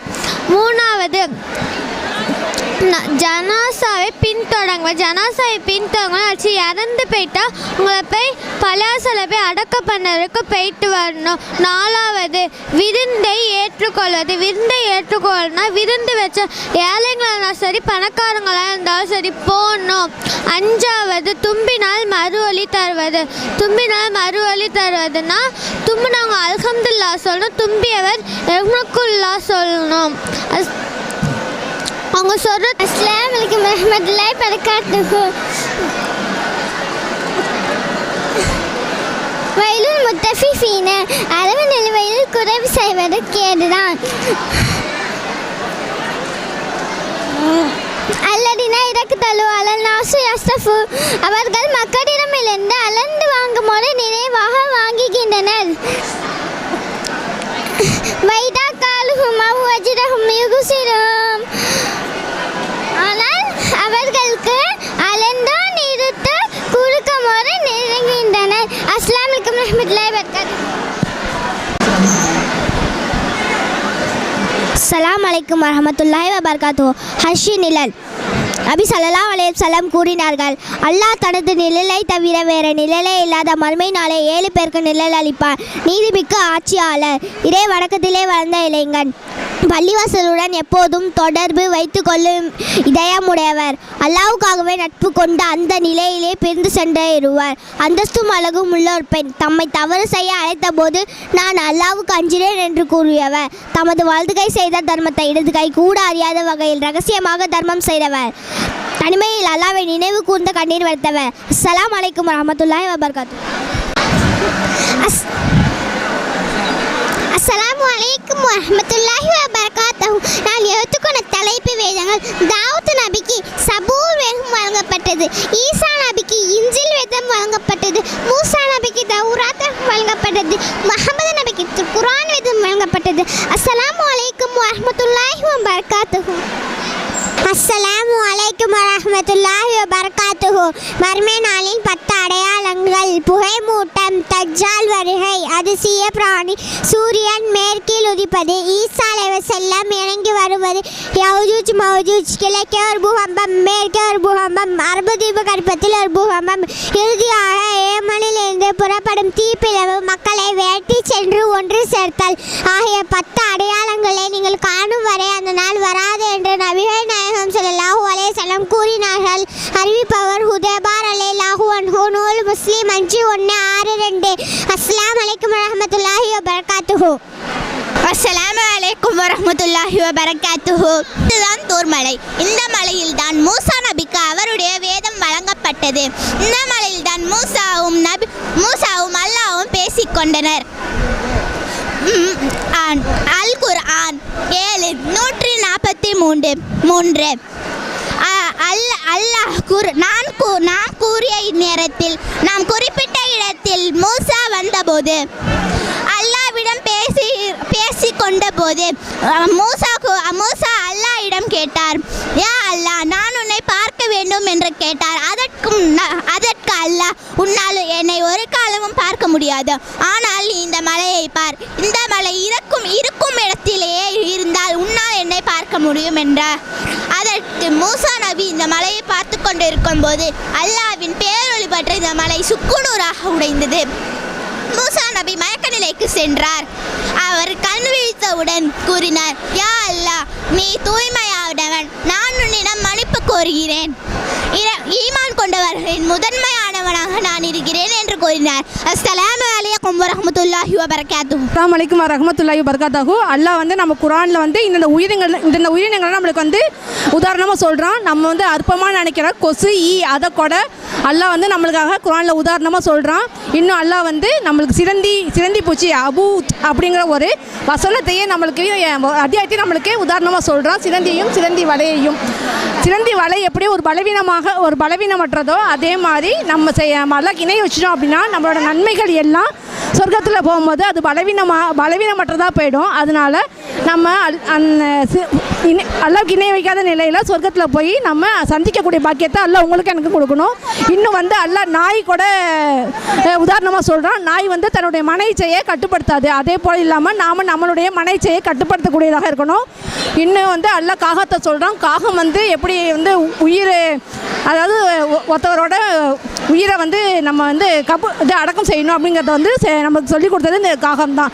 இந்த எல்லாமே வந்து அல்லாஹ் வந்து குர்ஆனில் கூடிய உயிரினங்கள், அதுக்கு அது உதாரணங்கள். இன்ஷா அல்லாஹ் நாமும் வந்து இந்த குர்ஆனில் படிக்கும் போது இதையெல்லாம் நம்ம படித்து அறியக்கூடியவர்களாக இருக்கணும். அஸ்ஸலாமு அலைக்கும் வரஹ்மத்துல்லாஹி வபரகாத்துஹு. அஸ்ஸலாமு அலைக்கும் வரஹ்மத்துல்லாஹி வபரகாத்துஹு. நபி ஸல்லல்லாஹு அலைஹி வஸல்லம் அமர்ந்திருக்கும் போது ஒரு மனிதர் வந்தார்கள். அஸ்ஸலாமு அலைக்கும். அதுக்கு நபி ஸல்லல்லாஹு அலைஹி வஸல்லம் பதில் கூறிட்டு இவருக்கு 10 நன்மை என்று கூறினார்கள். இன்னொரு மனிதரும் வந்தார்கள். அஸ்ஸலாமு அலைக்கும் வரஹ்மத்துல்லாஹ். அதுக்கு நபி ஸல்லல்லாஹு அலைஹி வஸல்லம் பதில் கூறிட்டு இவருக்கு 20 நன்மை என்று கூறினார்கள். இன்னொரு மனிதரும் வந்தார்கள். அஸ்ஸலாமு அலைக்கும் வரஹ்மத்துல்லாஹி வபரகாத்துஹு. அதுக்கு நபி ஸல்லல்லாஹு அலைஹி வஸல்லம் பதில் கூறிட்டு இவருக்கு 30 நன்மை என்று கூறினார்கள். ஒரு முஸ்லிம் இன்னொரு முஸ்லிம்க்கு செய்ய வேண்டிய கடமை ஒன்று, சலாம்க்கு பதில் கூற வேண்டும். அஸ்ஸலாமு அலைக்கும் வரஹ்மத்துல்லாஹி வபரகாத்துஹு. அஸ்ஸலாமு அலைக்கும் வரஹ்மத்துல்லாஹி வபரகாத்துஹு. ஒழும் செய்யும் முறைகள்: முதலில் நியத் என்று எண்ணம் வைக்க வேண்டும். ஒழும் செய்யும் முன் பிஸ்மில்லா சொல்லி ஆரம்பிக்க வேண்டும். 2 கைகளையும் நன்றாக கழுவ வேண்டும். வாய் கொப்பளிக்க வேண்டும். மூக்கு சுத்தம் செய்ய வேண்டும். முகத்தை கழுவ வேண்டும். தலையும் காதையும் மசூஸ் செய்ய வேண்டும். கரண்டை கால் வரை கழுவ வேண்டும். ஒழு செய்த பின் யார் அஷ்ஹது அல்லா இலாஹ இல்லல்லாஹ் வஹ்தஹு லா ஷரீக லஹு வ அஷ்ஹது அன்ன முஹம்மது அப்துஹு ரசூலுல்லாஹ் என யாவென்னும் கூறினார் அவர்களுக்காக சொர்க்கத்தின் 8 வாசல்களும் திறக்கப்படும். அவற்றின் அவர் விரிவின வாசல் வழியாக நுழையலாம் என நபி ஸல்லல்லாஹு அலைஹி வஸல்லம் அவர்கள் கூறினார்கள். அறிவிப்பாளர் உக்பா பின் அமீர் அலி. நூல் முஸ்லிம் 397. அஸ்ஸலாமு அலைக்கும் வரஹ்மத்துல்லாஹி வபரகாத்துஹு. என் பெயர் அஸ்ஃபியா. நான் இன்று எடுத்துக்கொண்ட தலைப்பு நல்ல அடியானின் கபர் மற்றும் கெட்ட மனிதனின் கபர். நபி ஸல்லல்லாஹு அலைஹி வஸல்லம் அவர்கள் ஒரு நல்ல அடியான் இறந்து கபரில் அடக்கம் செய்யப்பட்ட பிறகு வானவர்கள் அவரிடம் வந்து, உன்னுடைய இறைவன் யார், உன்னுடைய மார்க்கம் எது, உங்களுக்கு உங்களுக்கு அனுப்பப்பட்ட தூதர் முகமது நபி ஸல்லல்லாஹு அலைஹி வஸல்லம் பற்றி நீ என்ன கருதுகிறாய் என்று கேட்கப்படும். அல்லாஹ்கள் சொல்லுவாங்க, என்னுடைய இறைவன் அல்லாஹ், என்னுடைய மார்க்கம் இஸ்லாம், முகமது நபி ஸல்லல்லாஹு அலைஹி வஸல்லம் அவர்கள் அல்லாஹுவின் தூதரும் அவனோட அடியாரும் ஆவார் என்று சாட்சி கூறுவார். அவரிடம் நீ கெட்டவனாய் இருந்தால் உனக்கு இந்த நரகம் கிடைத்திருக்கும் என்று நரகம் காட்டப்படும். நீ நல்லவனாக இருப்பதால் அல்லாஹ் இதை மாற்றி உனக்கு சொர்க்கத்தை இருப்பிடத்தை ஏற்படுத்தியுள்ளான் என்று சொர்க்கம் காட்டப்படும். அவரது மன்னரை விசாலமாகவும் பிரகாசமாகவும் ஆக்கப்படும். மேலும் மறுமை நாள் வரும் வரை இதில் புதுமாப்பிள்ளை போன்று உறங்கு என்று கூறப்படும். அதேபோல் கெட்டவரிடம் முகமது நபியை பற்றி நீ என்ன கருதுகிறாய் என்று கேட்கும்போது அவர்கள் சொல்லுவாங்க, எனக்கு ஒன்றும் தெரியாது, மக்கள் சொல்லிக் கொண்டிருந்ததை நானும் சொல்லிக்கொண்டேன் என கூறுவார். உடனே மலக்குமார்கள் சொல்லுவாங்க, நீ அறியவும் இல்லை, குர்ஆனை ஓதி விளங்கியதும் இல்லை.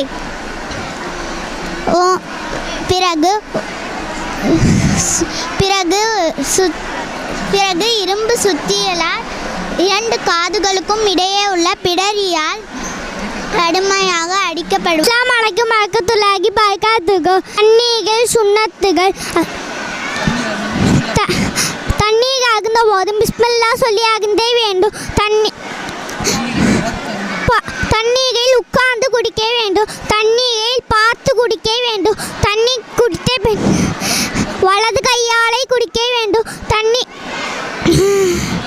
குடிப்பை பெண்கள் அகம்தல்லா சொல்லி குடிக்க வேண்டும். அஸ்ஸலாமு அலைக்கும் வரஹ்மத்துல்லாஹி வபரகாத்துஹு. சொர்க்கத்தின் 8 வாசல்கள். சலாஹ் தொழுகையாளிகள் நுழையும் வாசல், ஜிஹாத் போராளிகள் நுழையும் வாசல், சதகா அதிகமாக தானம் தர்மம் செய்பவர்கள் நுழையும் வாசல், ரயான் நோன்பாளிகள் நுழையும் வாசல், ஹஜ் அல்லாஹுக்காக ஹஜ் செய்பவர்கள் நுழையும் வாசல், கஸ்மன் கோபத்தை அடக்கி அல்லாஹுக்காக பிறரை மன்னிப்பவர் நுழையும் வாசல், ஈமான் அல்லாஹுவை மட்டும் நம்பிக்கை கொள்பவர் நுழையும் வாசல், திக்ர் அல்லாஹுவை தினமும் திக்ரு செய்பவர் நுழையும் வாசல். ஒருவர் உலு செய்துவிட்டு அஷ்ஹது அல்லா இலாஹா இல்லல்லாஹு அஷ்ஹது அன்ன முஹம்மதன் அப்துஹு வ ரசூலுஹு என்று சொல்கிறவங்க 8 வாசல் வழியாகவும் நுழைந்து கொள்ளட்டும்னு நுழைந்து கொள்ளலாம்னு நபி சொல்லியிருக்காங்க. நபி ஒரு பெண் 5 வேளை தொழுது ரமலான் மாதத்தில் நோன்பு நோற்று தனது மர்மஸ்தானத்தை பாதுகாத்து தனது கணவனுக்கு கட்டுப்பட்டு நடக்கிறவங்களும் அவங்க எந்த வாசல் வழியாகவும் வேணாலும் நுழைஞ்சு கொள்ளலாம்னு சொல்லியிருக்காங்க. அஸ்ஸலாமு அலைக்கும். பிஸ்மில்லாஹிர் ரஹ்மானிர் ரஹீம். இஸ்லாமின் கடமைகள் 5. அஸ்ஸலாமு அலைக்கும். ஆயிஷா அபாயா புர்கா கலெக்ஷன். ஆயிஷா அபாயாவில் புர்கா வகைகள், டாப் வகைகள், லெகின்ஸ் வகைகள், இன்னும் பெண்களுக்கு தேவையான அனைத்து பொருட்களும் ஒரே இடத்தில் கிடைக்கும். எல்லா பொருட்களும் தற்பொழுது 20% தள்ளுபடி உள்ளது. புர்கா, ஹிஜாப், டால்ஸ் ஆஃபரிலும் உள்ளது. 21 நாகேஸ்வரன் வடக்கு வீதி, கும்பகோணம்.